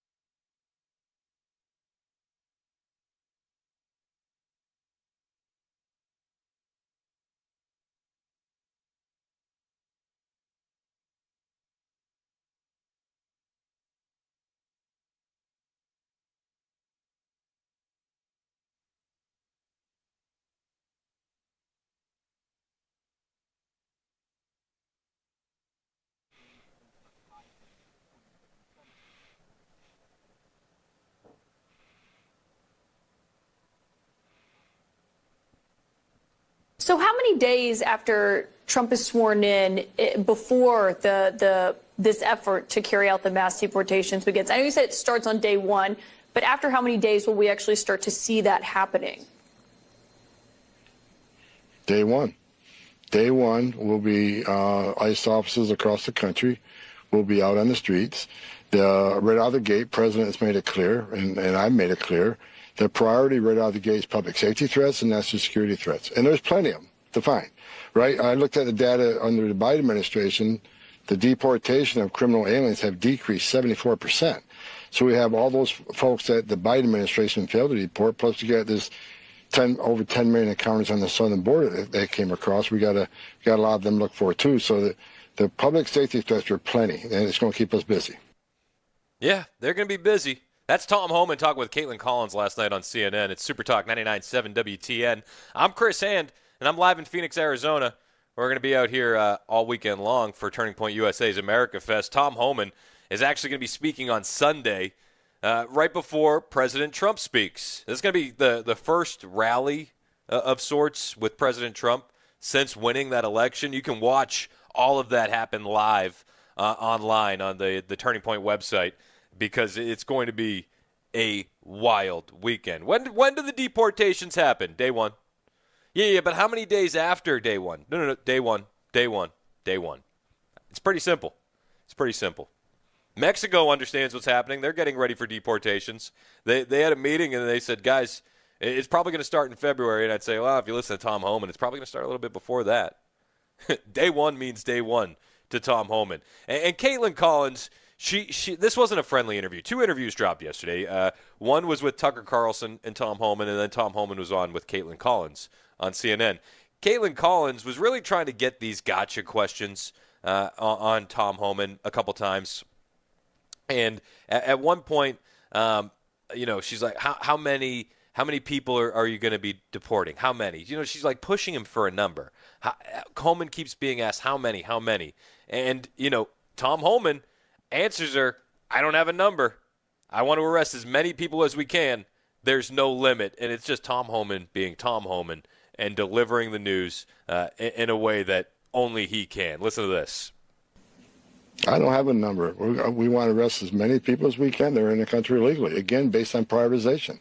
We want to arrest every criminal, every gang member that's here illegally that's a public safety threat.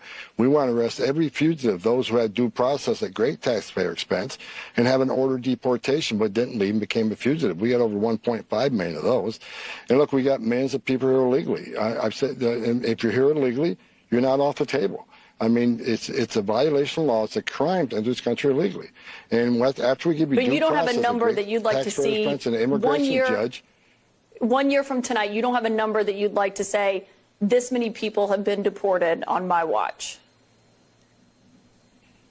No, I don't have a number. I want to arrest as many people as we can with the resources we have. Want to be the most efficient we can based on prioritization. There's no limit.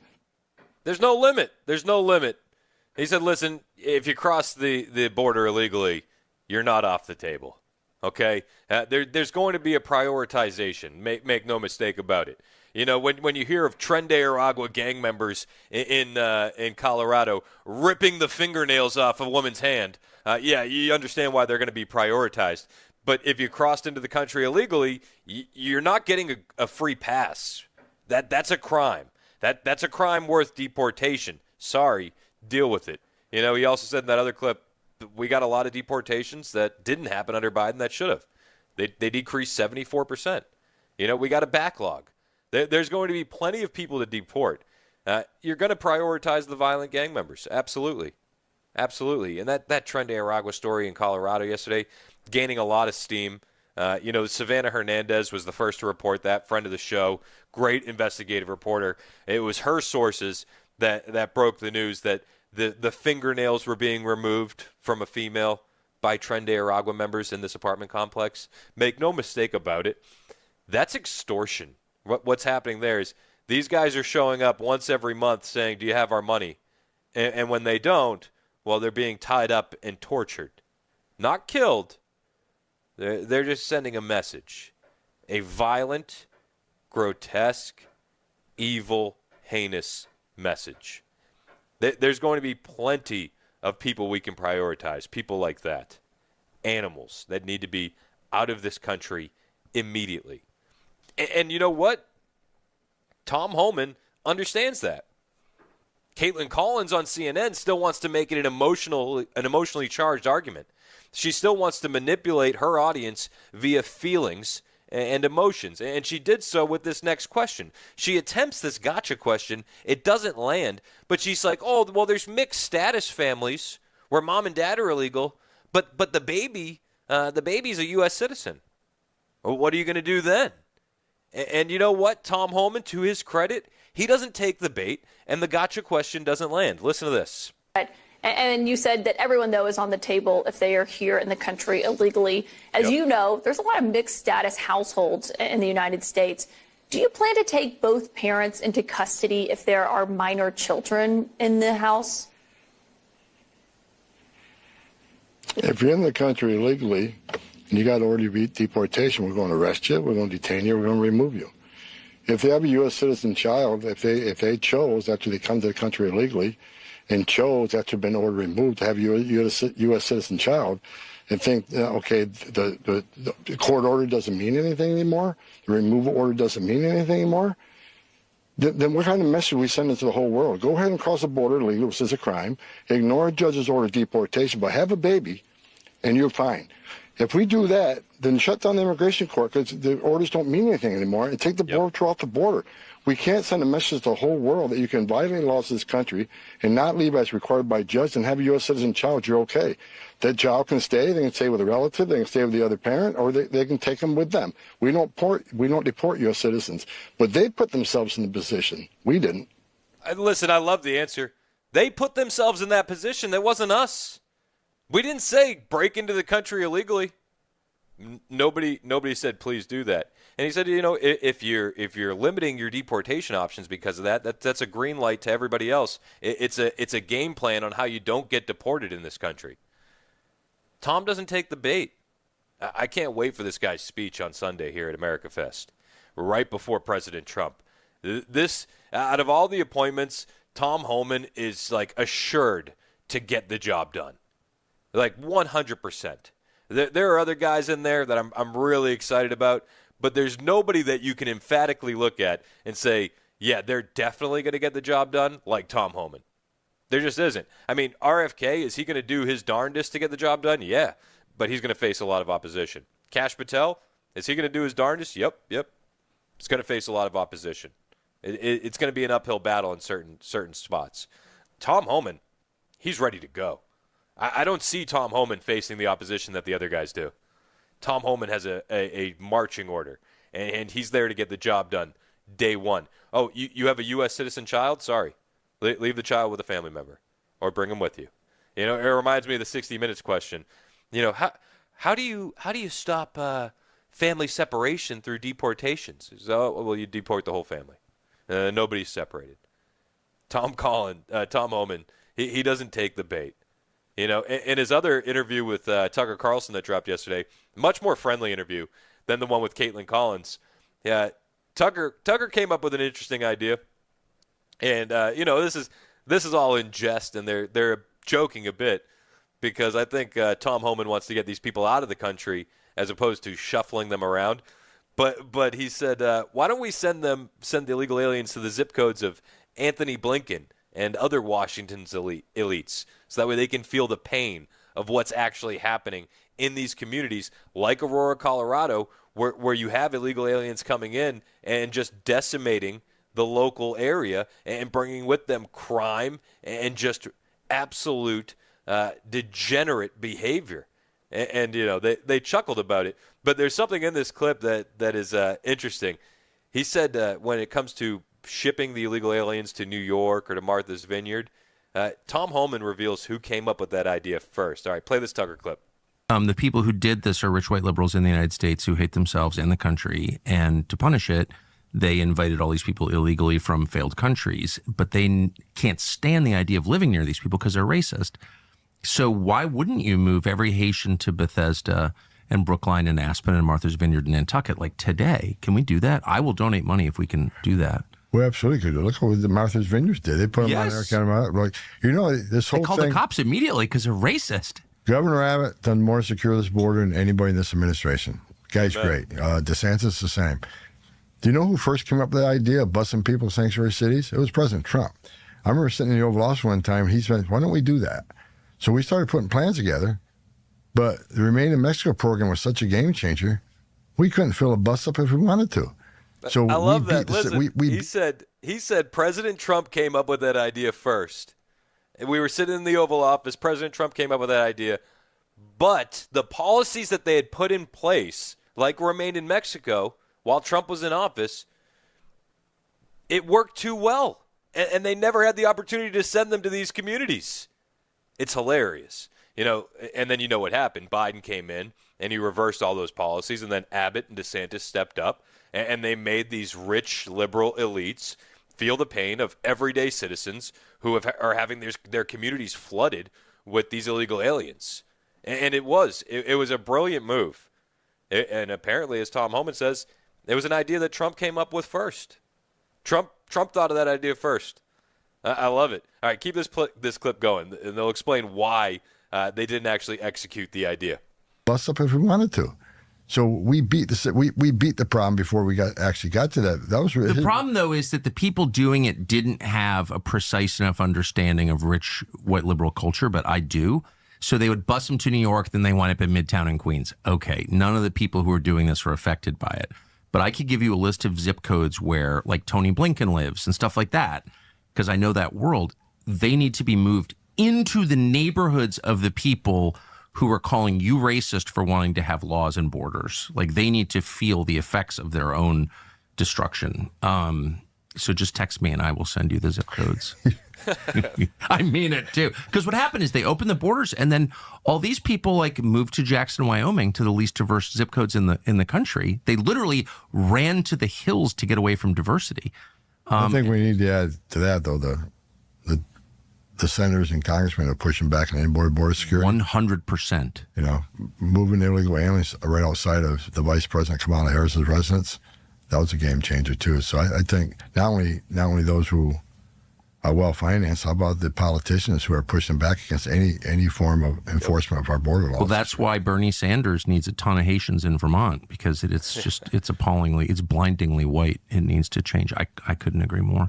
Yeah, I mean, listen, these guys are joking, and they're saying a lot of this in jest, and you can tell when you watch the video based on the smiles. But this would be a good plan if the plan that Tom Homan has wasn't better. You know, this is a good plan when we're fighting back against the wide open southern border with the Biden administration in there, and you're trying to make these liberal elites feel the same pain. But Tom Homan's plan is going to be to send these people home. The governors of northern Mexico have been told, get ready. It's happening. Everybody knows it's happening. Day one, Tom Homan said. And he asked for a 100,000-bed deportation facility to make it happen. It's going to happen whether anybody likes it or not. Now, the media is going to try and spin it, and they're going to try and make it seem evil They're going to try and make it seem racist. But there is nothing evil or racist about trying to get illegal alien gang members who are ripping the fingernails out of females and torturing them in Aurora, Colorado. Nothing illegal about or racist about sending those illegal aliens home. It's a public safety issue. And we have far too many examples of the damage that this policy under Biden has caused. Tom Homan's going to fix it on day one with Donald Trump. I'm looking forward to Tom Homan speaking here. We're live in Phoenix, Arizona for America Fest. And Tom Homan, he's speaking on Sunday right before President Trump. You can watch all of it live online if you're feeling so inclined. And I'll bring you the recap come Monday because it's going to be a wild, wild weekend. It's 10:51 on Super Talk 99.7 WTN.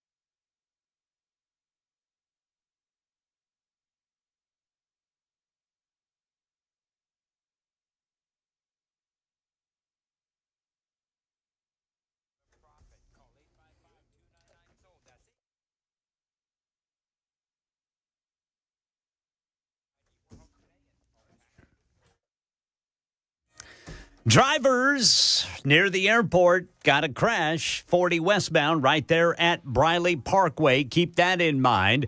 And here in Nashville, an arrest in the December 1st shooting that killed an 18-year-old woman outside a Nashville after-hours club. Coming up at 11 on Super Talk 99.7 WTN. Thank you, Ken Weaver. It is 10:56 on Super Talk 99.7 WTN. My name is Chris Hand. The show's brought to you by Better Water LLC. I'm broadcasting live in Phoenix, Arizona. I'm actually in a hotel room. America Fest is set to kick off later this afternoon. It's going to be an absolutely wild weekend. One of the speakers I'm most looking forward to is Tom Homan. He had a couple interviews drop yesterday. One was live on CNN with Caitlin Collins where, she tried to get him with the gotcha questions. She tried to use the emotional manipulation to sway her audience against Tom Homan. He didn't take any of the bait. The other interview he had was with Tucker Carlson, much friendlier interview, and they talked a variety of subjects relating to immigration. And Tom Homan says what we all know: Joe Biden is the first president who came into office and unsecured the border. Tom Homan breaks down why. Joe Biden's first president came in office and unsecured the border. And people ask me all the time why. I think they see a future political benefit. I think they think these people will be future Democratic voters, number one. Two, but we don't even have to get there, right, Tucker? When Biden signed over 9 executive orders getting rid of everything we did, he also overturned the Trump census rule, where millions of illegal aliens be counted. And the Trump census rule was, do you need to be? Do you have to have a box to check? Are you a U.S. citizen? And you would think that you would want that, but they overturned it. Biden came in, and with the executive orders, he undid remain in Mexico. He undid everything, and then a step further, he sued states from doing what they could to secure the border on their own. Keep the clip going, Mason.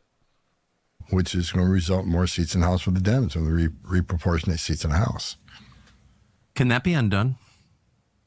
Oh, yeah. I think President Trump needs to get, when he gets back in, he needs to establish the other census rule. Illegal aliens should not be counted in the census. Yeah, they shouldn't be. They shouldn't be. But they are, and they will be. And who's that going to benefit? Well, the conventional wisdom is that it's going to benefit Democrats. Biden set us up for failure with his policies on the border. And he's continuing to do it in his last days in office, trying to auction off those border wall materials. And Tom Homan breaks that down as well. Can we play that last clip real quick? Tom Homan, he just says point blank, Biden is setting us up for failure. Auction off. And now, Texas talk about buying it back. Shouldn't have to buy it back. We bought it once before, right? Yep. This administration's out. They're out in a couple more weeks. Why would they continue to set us up for failure? That's what they're trying to do, right? President Biden signing all these executive orders and want to sell the border product. I thought the American people on Election Day give this country a clear mandate. They want a secure border. But this administration is going to stop at, they won't stop at anything to slow us down. It's not going to slow us down. We're going to get that border wall finished, but the mere stupidity of selling this stuff on pennies on the dollar. Every taxpayer should be. What's an act of hate toward the country? Of course. Well, they obviously, I've said it many times, they hate Trump more than they love their country. For sure. And I think they hate the country more than they hate Trump. Even he represents the country to them, the old country that they tried to change with immigration. Auction off. Listen, you can absolutely make that argument. You can absolutely make that argument. Tom Homan is not. He's not having it. He's ready for things to change, as are you, as are conservatives all over the country.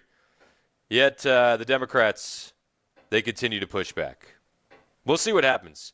On the way, did you know that there's a new pandemic? Yeah, state of emergency has been declared in California over bird flu. Oh my gosh, we've seen this movie before. I'll break it down for you next. It's Super Talk 99.7 WTN.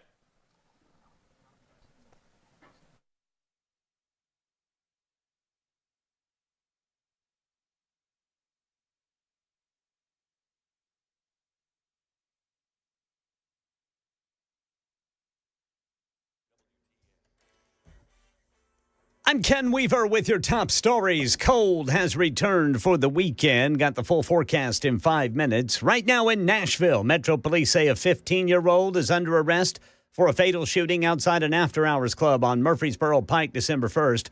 Yariel Sandoval charged in the death of 18-year-old Ashley Dominguez. She was with 5 other people in a car. She was sitting in the back seat when bullets were sprayed at that car and she was hit. Police say video footage of the shooting helped identify Sandoval as a suspect, again 15 years old. He was arrested in Clarksville. More arrests are possible. Amazon employees on a strike at several facilities across the U.S. less than 1 week before Christmas. Here's Brian Clark. Amazon says these strikes will not affect their holiday operations and that the Teamsters do not represent Amazon employees and that Amazon's under no obligation to bargain. The Teamsters say that's not the case. They say they represent nearly 9,000 Amazon employees who are, quote, fed up and fighting back, end quote. They're calling for better wages and conditions. 5th District Congressman Andy Ogles telling WTN's Dan Mandis this morning what's happening with the potential government shutdown looming. There is a 72-hour rule. Obviously, this was going to be breached. So what happens is we get a digital file, and then offices work together, divide it up into digestible bites. Now, President-elect Donald Trump telling ABC's John Carl by phone there will be a government shutdown unless Congress eliminates or extends the debt ceiling. That's the cap on the amount of money the U.S. government can borrow to pay its existing debt. CEO murder suspect Luigi Mangione appearing at a hearing in Pennsylvania this morning, waiving his extradition rights as expected. ABC News legal contributor Brian Buckmeyer says by this afternoon, Mangione could be in a Manhattan courtroom hearing the grand jury indictment against him with the possibility of federal charges in the days ahead. It is very possible for someone to be charged for the same action both in state and federal court. There being different charges. We've seen this, for example, in former officers who are charged with killing someone, being charged in both state and federal court. It's not an issue of double jeopardy. That is the latest news. Weather's next. I'm Ken Weaver, WTN News.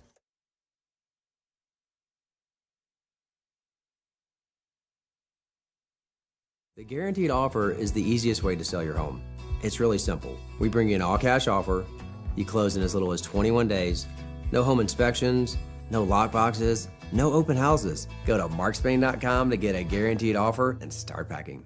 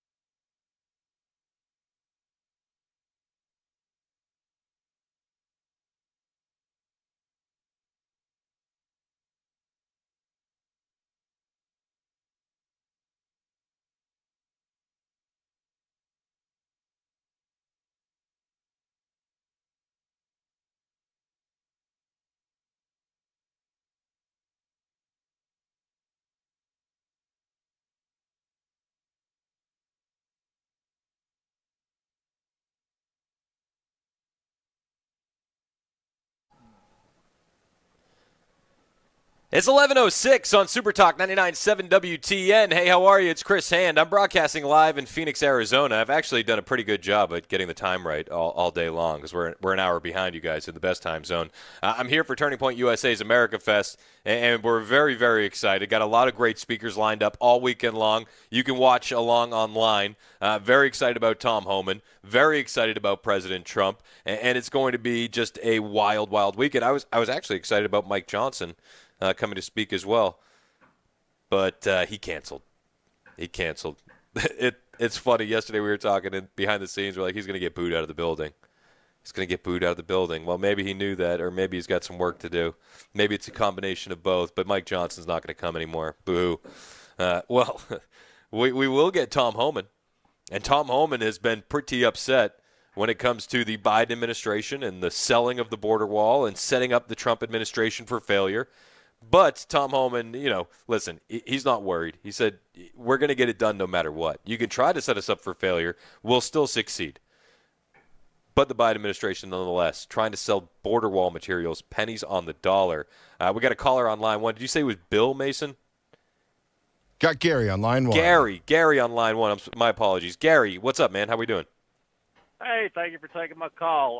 I was just having a thought about the border wall and the Biden administration selling it. I just thought, maybe Trump and Elon Musk might get together, and I'm sure they know some people that could buy that wall back, and maybe we could donate it back to ourselves after they take office. Right? I mean, listen, that's one way to handle it. The thing that stinks, though, is that no matter what, it's going to cost us money. Even if we do it that route, it's going to cost us more money. And it's costing me money and you money. On the dollar. Yep. Yeah, but I mean, listen, if they weren't selling it, if we can't stop them, that's what I would do. I hear you. I hope that they are able to stop them. I appreciate the call, Gary. Listen, it has to be stopped. This has just been insanity. It's been insanity for the last 3.5+ years with the Biden administration. I mean, remember how often they told us the border was secure? They told us that time and time and time again until it was time for a bipartisan border bill when they couldn't lie about the truth anymore. And then they said, well, Trump killed that. It had nothing to do with the money in there for Ukraine. It had to do with Trump. Trump killed it. They do this. They've been gaslighting us throughout this entire administration. Remember how they used to tell us Biden was sharp as a tack? He's sharp as a tack.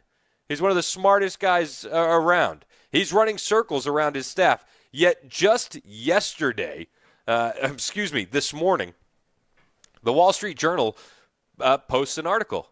And they're admitting what we've known since 2020. The Wall Street Journal, diminished Biden in charge. Diminished Biden in charge. How the White House functioned with a diminished Biden in charge. Aides kept meetings short and controlled access. Top advisors acted as go-betweens, and public interactions became more scripted. The administration denied Biden has declined. Even the Wall Street Journal is now admitting that Biden isn't all there. Few fries short of a Happy Meal. Couple tools short of a tool shed. You know what I mean? Not the sharpest tool in the shed. Unreal. They say during the 2020 presidential primary, Jill Biden campaigned so extensively across Iowa that she held events in more counties than her husband, a fact that her press secretary at the time, Michael LaRosa, touted to a local reporter. His superior in the Biden campaign quickly chided him.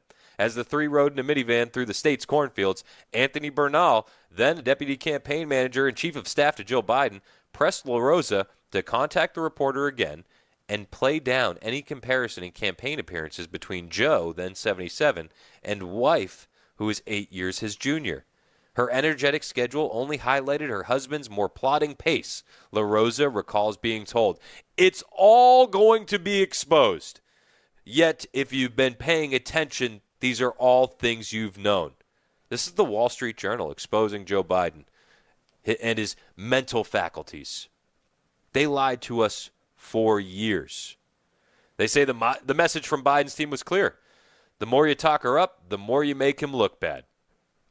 The small correction foreshadowed how Biden's closest aides and advisors would manage the limitations of the oldest president in the U.S. history during his 4 years in office.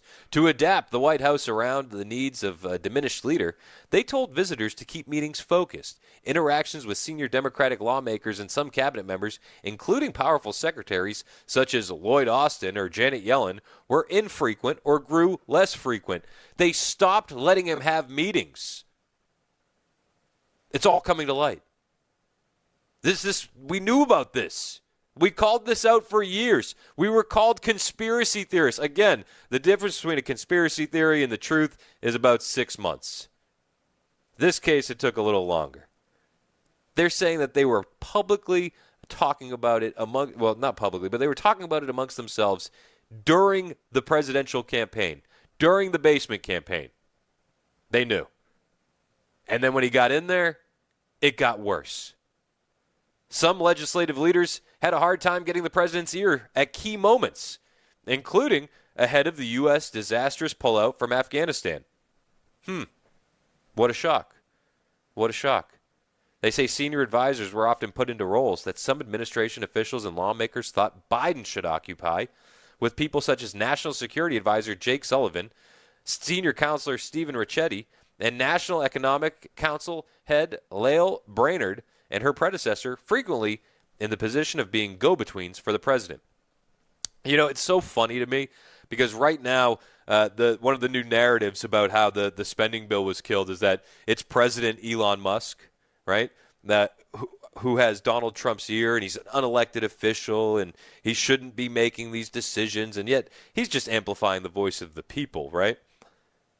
Yet where was the same media some months ago when Biden was ceding control to these other people like Jake Sullivan? Where was that? Where was that energy then? See, they didn't care because they were told not to care. They were told it's no big deal.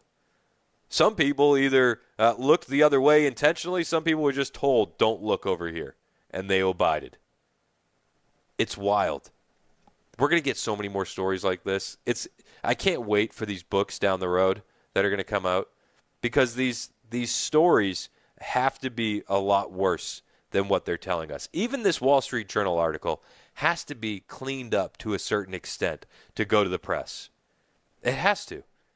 But this Wall Street Journal article is bad. It's bad. It reads, press aides who compiled packages of news clips for Biden were told by senior staff to exclude negative stories about the president. The president wasn't talking to his own pollsters, as surveys showed him trailing in the 2024 race. Presidents always have gatekeepers, but in Biden's case, the walls around him were higher and the controls greater, according to Democratic lawmakers, donors, and aides who worked for Biden and other administrations. There were limits over who Biden spoke with, limits on what they said to him, and limits around the sources of information he consumed. They kept him in a box. They kept him in a box. They protected him from the negative press. They didn't want him to see it. They didn't want him to hear from the American people. They wanted to continue to push their own agenda. The people that did this are evil. This, I have a hard time with this. I do feel bad for Biden on a certain level. I just think, like, if that was your grandfather, would you want him treated that way?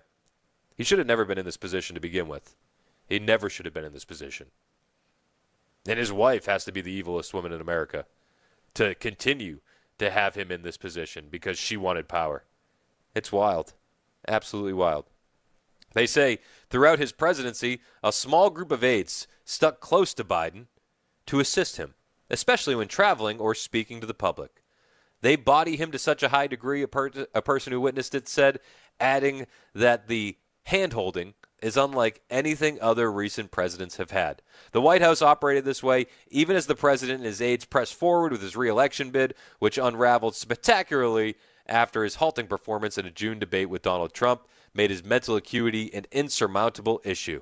Listen, they did the debate early because they knew where they were. They knew. That's why they did the debate in June. They wanted to replace him. And then they replaced him with Kamala Harris. And we all saw how that happened. $2.5 billion raised, $20 million in debt. behind schedule, over budget. Democrats, right? Democrats. And some people thought Biden shouldn't have left. It's crazy. They say this account of how the White House functioned with an aging leader at the top of its organizational chart is based on interviews with nearly 50 people, including those who participated in or had direct knowledge of the operations. Many of those who criticized Biden's insularity said his system nonetheless kept his agenda on track. Was it his agenda, though? I think that's the question, and that's the big doubt. I have many doubts about whether or not this was Biden's agenda, or if they just said, hey, read the teleprompter and don't say anything else. I don't believe that all of this was Biden's agenda. I think he was just a puppet, and I think it's being proved time and time again that he was just a puppet. The Wall Street Journal article goes on, good days and bad days. The president's slide has been hard to overlook. While preparing last year for his interview with Robert Hur, the special counsel who investigated Biden's handling of classified documents, the president couldn't recall lines that his team discussed with him. At events, aides often repeated instructions to him, such as where to enter or exit a stage. That would be obvious to the average person. Biden's team tapped campaign co-chair Jeffrey Katzenberg, a Hollywood mogul, to find a voice coach to improve the president's fading warble. Listen, we knew all this stuff, though. You could see it. Whenever he would do a press conference, he'd have the note card. He'd have the picture of the reporter, the name of the reporter. Everything was pre-scripted. I saw one note card that said, take your seat. Take your seat. Again, this might be breaking news to some, but anybody that's been paying attention over the last 3+ years, they understand this to be the case. We knew that this was the case. But they say the structure was also designed to prevent Biden, an undisciplined public speaker throughout his half-century political career, from making gaffes or missteps that could damage his image, create political headaches, or upset the world order. That's what they're worried about, that world order. Weird. You know, it didn't help. I mean, the gaffes were just numerous. Too many to count. Shaking hands with dead people, looking for dead people, telling the entire country that his uncle was eaten by cannibals. Like, if they were trying to prevent gaffes, they failed. They failed on an epic level. But they say the system put Biden at an unusual remove from cabinet secretaries, the chairs of congressional committees, and other high-ranking officials. It insulated him from the scrutiny of the American public. The strategies to protect Biden largely worked until June 27th, when Joe Biden took that debate stage in Atlanta. Yep, that's when he was exposed. But I think the exposure was by design also. I think they asked for that debate early to get him out of there. They knew that the writing was on the wall. They knew what time it was. And that debate really exposed all of it. All of it. It's not necessarily this guy's fault that he got old, but it's the fault of the people that propped him up and kept him there. And it's all coming to light. All of it. The Democrats are in a spiral right now. They're in a tough, tough spot. They don't know what to do next. Just yesterday, this is just the most random thing. It just proves how much of a disarray the Democrats are in. Just yesterday, Gavin Newsom, who's pretty much the Democrat hopeful for 2028, has declared a state of emergency over bird flu. This is the current state of the Democrat Party. Bird flu. There's a new health emergency in California over bird flu. 34 human cases. And they're really worried about it. Gavin Newsom wrote that all residents are to obey the direction of emergency officials with regard to the emergency order in order to protect their safety. If this, it's happening in California. It might not stretch anywhere else. If this goes over the line, if this bird flu becomes a thing, are you following the orders again? I'm not. I didn't follow the orders last time. I don't know what would persuade me to follow orders this time. But Newsom declaring a public health emergency for bird flu. 615-737-9986. The proclamation stated that avian influenza, an H5N1, was first detected in the U.S. wild in South Carolina in January of 22, and that an outbreak of the bird flu was reported in dairy cows in March of 2024. The first case recorded in California was a dairy cow on August 30th. Since then, 61 dairies have confirmed positive tests for the bird flu across 9 counties. So It's an emergency. It's an emergency. Have you seen this movie before? I feel like we've seen this one before. It's 11:21 on Super Talk 99.7 WTN.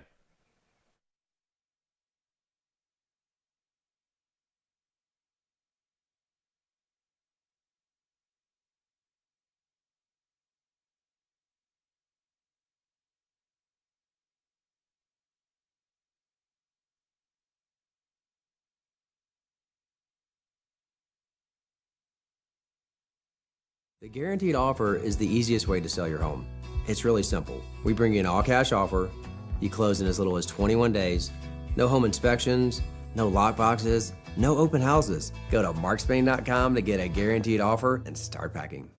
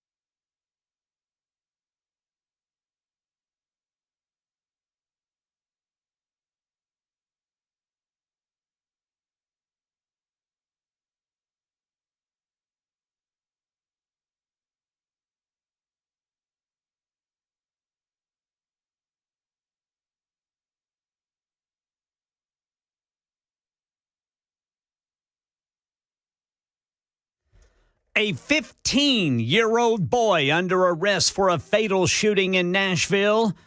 The 18-year-old victim among 5 passengers in a car riddled with bullets on December 1st. We'll tell you about it at 11:30 on Super Talk 99.7 WTN.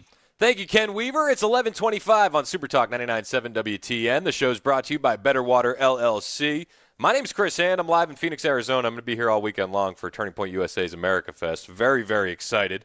You can find me on Twitter, True Social, and Instagram. I'll be posting updates all weekend long. I'm going to be hanging out with Riley Gaines and Jack Posobiec and Savannah Hernandez, a bunch of our friends, a bunch of people that have called into the show, into the station before, and we're going to have just a wild time. Some of the best speakers in the movement are going to be here. Tucker Carlson kicking things off tonight. Ben Shapiro is going to be kicking things off tonight. And then from there, we got Tom Homan, Donald J. Trump. I mean, listen, It's going to be a wild weekend. You can watch all of it online should you want to tune in over the weekend. Turning Point USA, find their YouTube page, find their website. The links will be prevalent. It's going to be crazy. It's going to be crazy. I was talking to my buddy yesterday, so I have a friend that lives in Canada, and not my hometown, but, friend that lives in Canada. He lives in Waterloo. He said, man, Trump hasn't even gotten back into office, and you're already saving us from Trudeau. I said, listen, this is what we do. Ahead of schedule, under budget. And it started with the tariff threat, which has just been awesome. Trump threatened 25% tariffs on any Canadian products that come across the border if they don't secure the border. Because, it doesn't get talked about a lot in conjunction with the southern border, but the northern border has seen a huge increase in illegal immigration. Huge. Too big. So you need to get that security there. You need to have Canada step up. And Donald Trump forced Trudeau to the table. He threatened those tariffs, and Trudeau had to jump on a plane and go to Canada, bend the knee, kiss the ring. And because of that, Trudeau could be losing his prime minister seat. It's been chaos in Canada since then.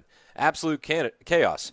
And just yesterday we found out that Trudeau has bent the knee once again.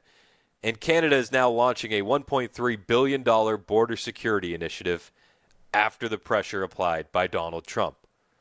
It is so awesome to see this happening in real time before the guy even gets into office. It's so awesome to see world leaders respect our president again.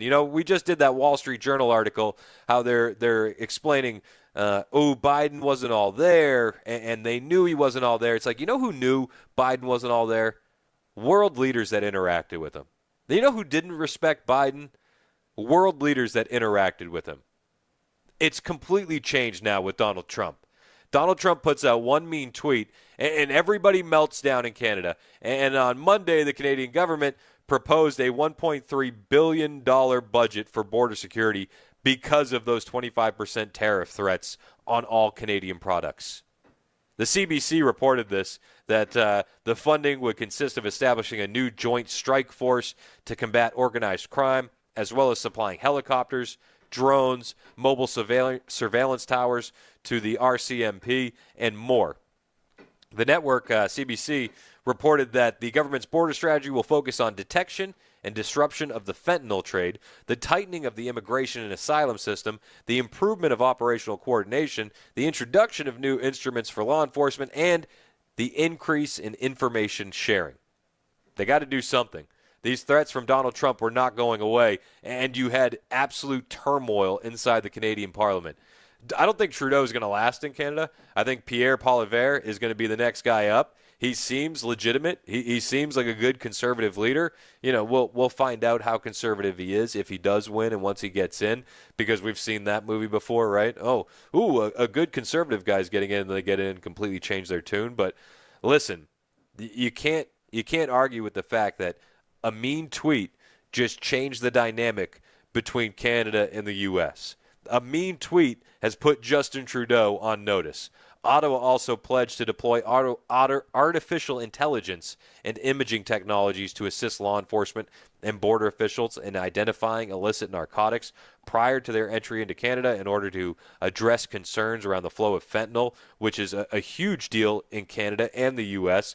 According to Reuters, in the 12 months ending in October, the U.S. Border Patrol arrested over 23,000 illegal aliens near the U.S.-Canada border, more than twice as many as the previous year. To compare, 1.5 million illegal aliens were arrested during that same time period at the U.S.-Mexico border. So it's not as big of a threat, but it's a threat nonetheless. Trump also threatened Mexico with the same tariffs. Mexico is now getting ready to welcome back a lot of illegal aliens in those northern border states once the deportation plan kicks off.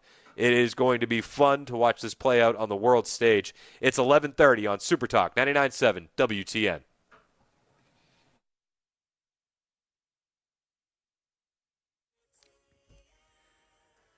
$11:30 on the dot. I'm Ken Weaver with your top stories. Got the full forecast in 5 minutes. Right now in Nashville, a 15-year-old boy is under arrest for the fatal shooting of 18-year-old Ashley Dominguez December 1st. Police say they used video footage to identify Yariel Sandoval as a suspect the night bullets were fired into a car, which Dominguez was a passenger, outside an after-hours club on Murfreesboro Pike. Sandoval was arrested in Clarksville. The investigation is ongoing. ABC's Reagan Medji is in Maspeth, Queens, where she says the picket line for the Amazon strike there is blocking trucks from moving out. We are now part of that picket. We're in it. We're going through it. These are drivers that are trying to say that we need better pay and we need better benefits. And Amazon is basically saying that they're not in charge. This is with the Teamsters Union, and this strike will go on for the entire day here in Maspeth, Queens. Amazon says the strikes will not affect their holiday operations. In our nation's capital, lawmakers trying to come up with a government funding measure to avert a shutdown. Fifth District Congressman Andy Ogles telling WTN's Dan Mandis there are too many pet projects in this bipartisan deal that President-elect Trump shot down. They could have waited until the regular budget process, according to Ogles. You know, this bill, for example, has $3 million to improve molasses testing. Yes. Okay. But that could wait and be part of an appropriations package. There's money in there for an NFL team to be moved back to Washington, D.C. There's a provision in there that cuts $1.5 trillion in pay for, so it adds to the deficit. President-elect Donald Trump telling ABC's John Carl there will be a government shutdown unless Congress eliminates or extends the debt ceiling. And back here in Tennessee, wildlife managers defending the decision to euthanize 13 bear cubs at Appalachian Bear Rescue in East Tennessee. Tennessee Wildlife Resources Agency says 8 bears have been euthanized. 5 more will be put down today. This is after one of the bears tested positive for a form of pneumonia. TWRA said it decided to euthanize the cubs to prevent risk to the wild bear population.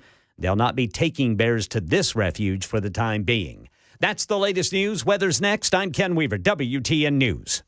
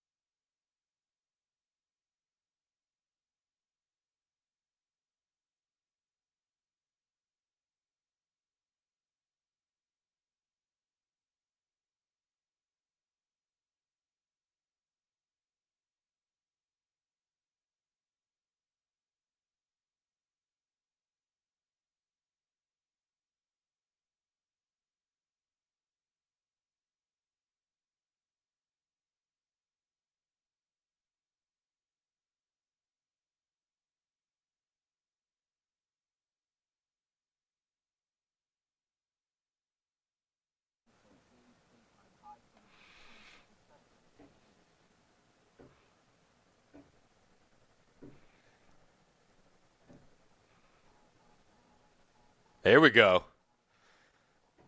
That's the kind of Christmas music we need. It's Super Talk 99.7 WTN.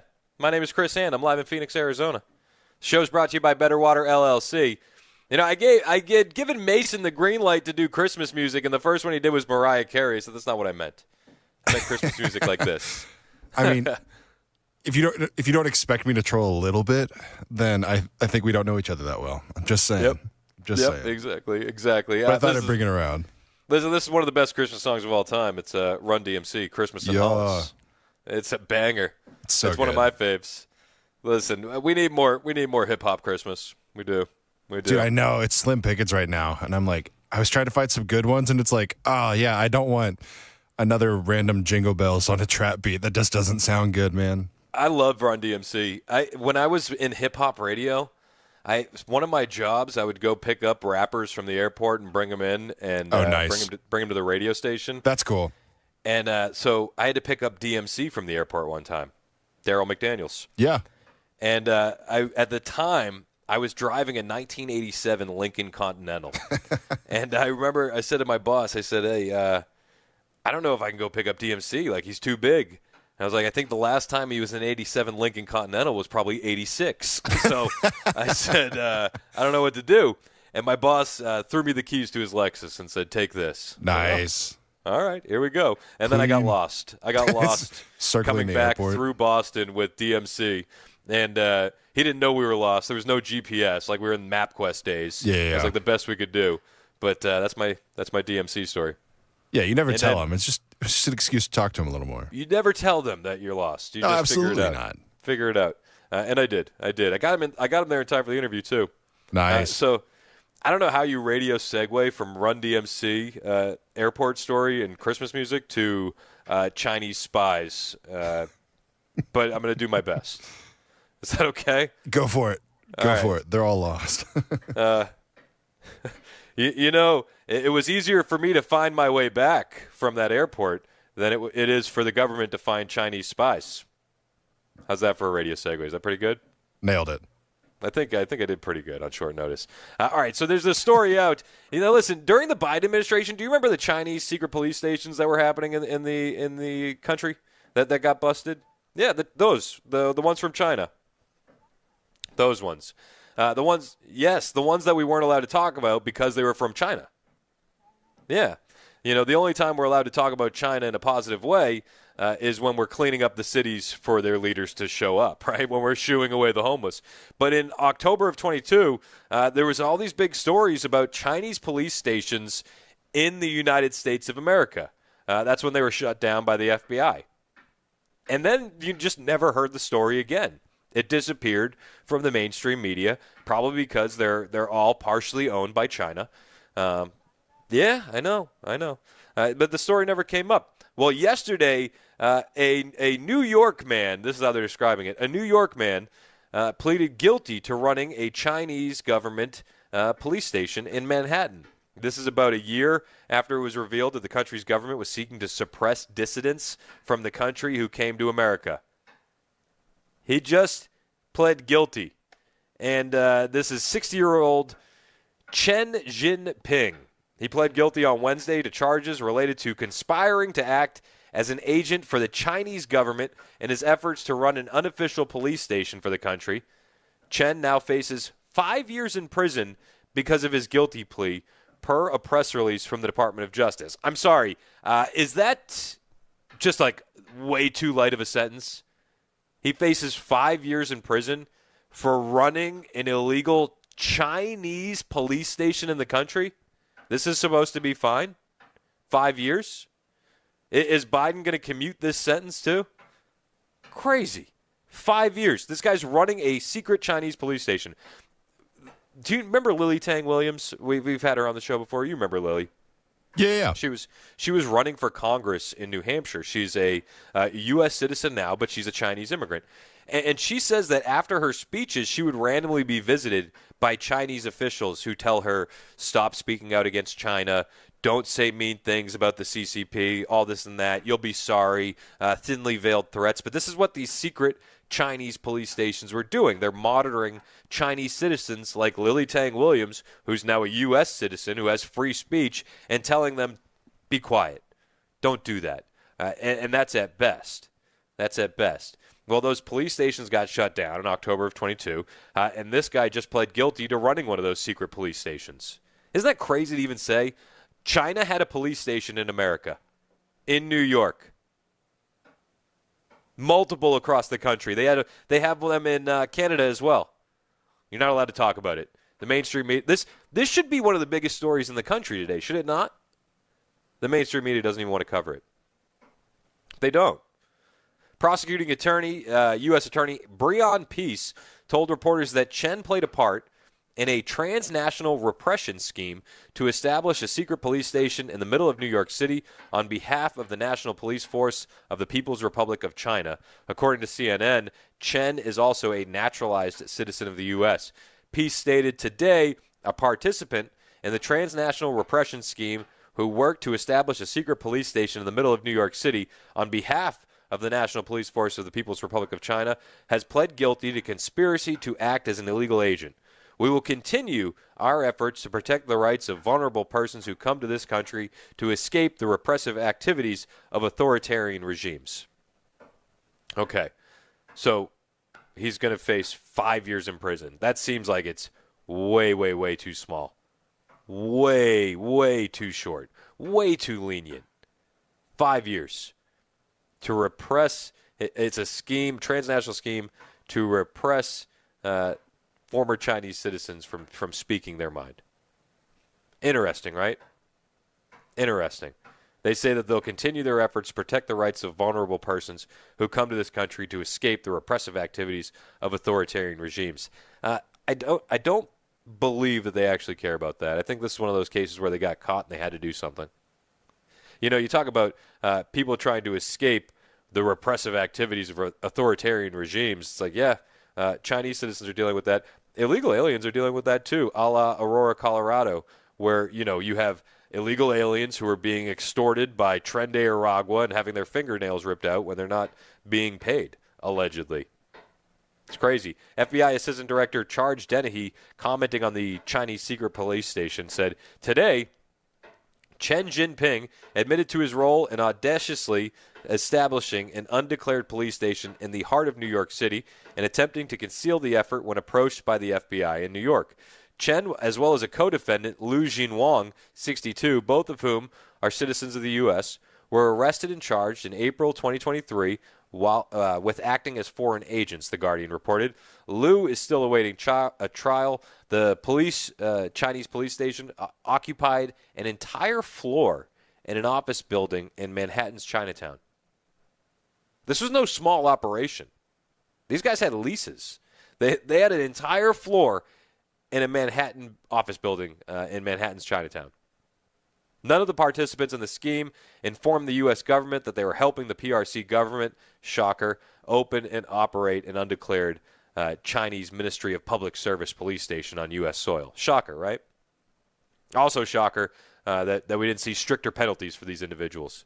You know, you can make the argument that China owns a lot of our political elite. You could certainly make that argument. The station was shut down in October of 22 when the FBI conducted an authorized search of the station and seized the defendants' electronic devices, where they found that Liu and Chen had been communicating with China's Ministry of Public Security. We never do anything about China. We never do. You know, there was a biolab that was operating in California, too, that was attributed to the Chinese. Nothing happened. Nothing. China eats our lunch when Democrats are in control. I think all of that is going to change once Donald Trump takes office. But we're seeing examples of it time after time after time.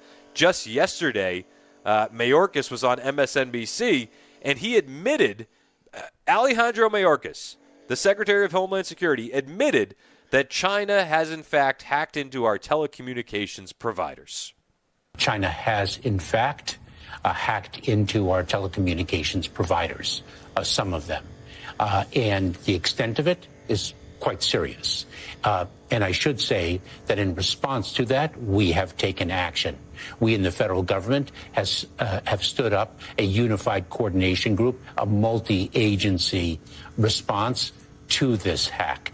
Just today, our Cybersecurity and Infrastructure Security Agency published mobile communications best practices that everyone should read, especially people in positions of responsibility in the United States government.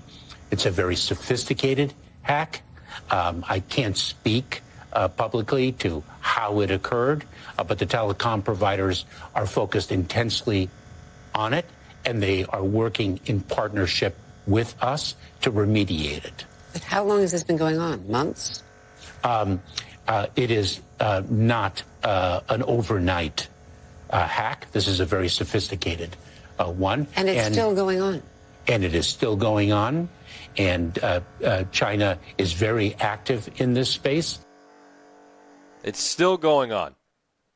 Still going on. This is how soft these guys are on China. There was a sweeping Chinese hack of U.S. telecom firms, and Alejandro Mayorkas says it's still going on. Still going on. And he said, don't worry. We put out a memo for best practices online. Don't worry. We sent a memo. But this is a wild story in and of itself. We just found out that there's a very, very serious matter that's still ongoing where the Chinese government is hacking our telecommunication systems. A very sophisticated hack that was not done overnight. Apparently, the background on this is that the hacking campaign is one of the largest intelligence compromises in U.S. history. It's breached 8 domestic telecom and internet service providers and dozens of others around the world, a White House official has said. It affects the United States, Australia, Canada, New Zealand, and apparently it's all conducted by China. You know, here's the thing. I don't have any faith that the current government will do anything about this. But I know January 20th, there's a guy coming into office that will be willing to do something about this. Bingo. Mayorkas said the federal government took action and that the telecom providers are focused intensely on it. Didn't say what that action was. And excuse me for not having any faith that they're doing it the right way. Wild story. We'll keep you updated on that as we get more information. It's 11:50 on Super Talk 99.7 WTN. The show's brought to you by Better Water LLC, and we'll check in with Chad Benson when we get back right here on Super Talk. China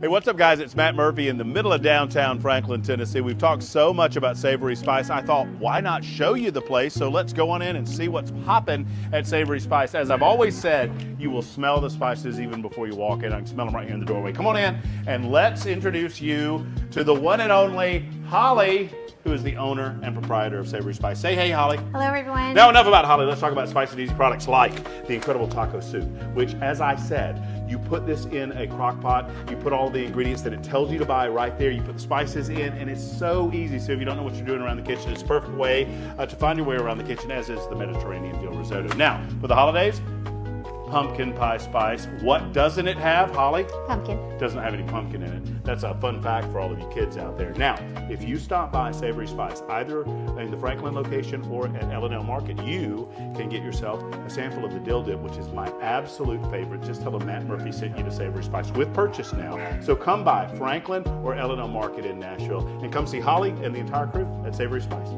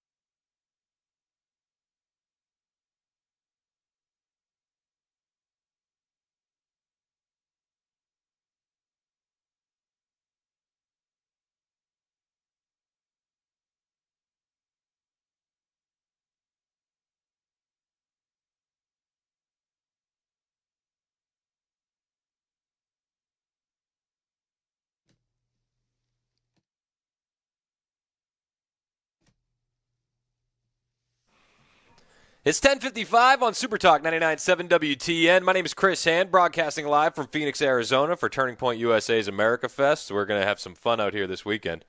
I'm a little bit bummed that Mike Johnson canceled on us. I thought he might be booed out of the building. Was looking forward to that. Joined in studio down there in Middle Tennessee, Chad Benson. What's up, Chad? What is happening, brother? Man, how are you? I'm good. Lots of stuff to talk about. It's supposed to be a quiet time of the year. That's what I'm saying. Everybody told me that this would be a slow time of the year in talk radio. I've yet to find out when the slow time starts. 20, 30 years ago, without social media and stuff, it probably was a lot slower. But really, once social media started to take off and the politicians and everybody else realized the influence it has, it all changed. And now there is no such thing as slow time. How funny is it, the irony, when you hear the leftists in the media saying, Elon's unelected and he's pulling strings from behind the scenes. And it's like, do you not realize that Joe Biden is still in office and he has people pulling strings behind the scenes for him? Of course. I mean, look, there's always unelected officials that are doing something behind the scenes. And I will say this, it does beg a question. Should somebody who's unelected have this kind of influence? Not since you can go back to the robber barons back in the 20s, right? The turn of the century, the 1900s and stuff, where you had guys who would just, the Carnegies and everybody just walk into the White House because, and say, hey, what's up, and have that kind of influence. But it's an interesting question because Elon has influence like nobody ever before. And unlike somebody who's not really working for the government, who is a appointed cabinet position kind of person, this is some big influence he has. Oh yeah, I'm here for it. Listen, I'm not exactly sure why it would be a big deal. I think that he's just amplifying what the people are saying online. Oh, there's no doubt. There's no doubt about that. He's not taking a radical take. You know what I mean? No, I think 1,500 pages. I saw Nancy Mace is like, okay, so this was the last one that we did. It was like 24 pages. This one's 1,500. Well, outgoing administration wants to get whatever goodies they're going to be able to get inside of there. And, and let's be honest, Republicans a long time ago have stopped caring about the size of government. It's not how much you spend, it's where you spend it that matters for a lot of them. Yeah. I made the comment earlier today. I said, 1,500 pages, you turn that sideways, it's probably going to stop a bullet. Oh, God, it is. It's massive. And who has time to get through that? They always do this. Like, all right, we got one day to vote on this. That's why you have 40 people that are going through things on your staff reading stuff. But still, you're only getting a snapshot of it. You as an individual aren't going to read every ounce of that. Yeah. And Thomas Massey predicted this whole thing months ago. He said, we're going to get a CR right before Christmas, like we always do. And then they're going to hold our Christmas holiday hostage and say, if you want to go home with your family, you're going to have to vote for this. Which is what they do every year. Yeah, and here we are doing it once again. So it's this will – look, and everybody I know gets mad at Mike Johnson. I still think it's a made-up name. But it is the hardest job because you have – no matter what you do, you still have Democrats you have to work with because it's not like you got, like you said earlier, you got a slim majority. It's not like you're walking through this thing simply. And you've got to try to balance getting something through, making your people happy as well because some of them you're like, oh, we're not going to vote for it. But wait a minute, I wanted this. You can't get rid of that. So it is a tough position to be in. I don't envy anybody in that position. That's why I think, John Kennedy, not the one who was shot, the other one, who's hilarious from Louisiana, said, look, if Trump's really serious about this, he needs to get everybody on their meds. He needs to get over here, and he needs to decide exactly what he wants done so they can try to go out and do it. Because this kind of vagueness outside of raise the debt limit, you need more of that. I was watching last night on Jesse Waters. They had Newt Gingrich on. He's like, you used to get everybody in a room and close the door and say, we're not leaving until we reach a consensus. It's like, that's what we need to do. Yeah, we don't Everybody do that. sit down. Everybody sit down. Listen, this is the game plan. Everybody okay with it? All right, let's go. And we don't. And we're not going to do that anymore because social media. Back then, you could go in there, you could do stuff, you could have fun. Now, if you're even seen with somebody as quote-unquote on the other side, you may get blasted as a rhino or a progressive, or now that you're talking to a Republican, you're a Nazi. It's stupid. But to a certain extent, that fear that they have because of that social media aspect is going to keep them honest. Well, I don't know if it'll keep them honest because at the end of the day, the one thing they all agree on, and you know this, Chris, spending our money. Fair enough. Chad Benson's in next. He's a good one, and we got a good show headed up for you and a lot more on Super Talk 99.7 WTN all day long. It is 12 o'clock on Super Talk.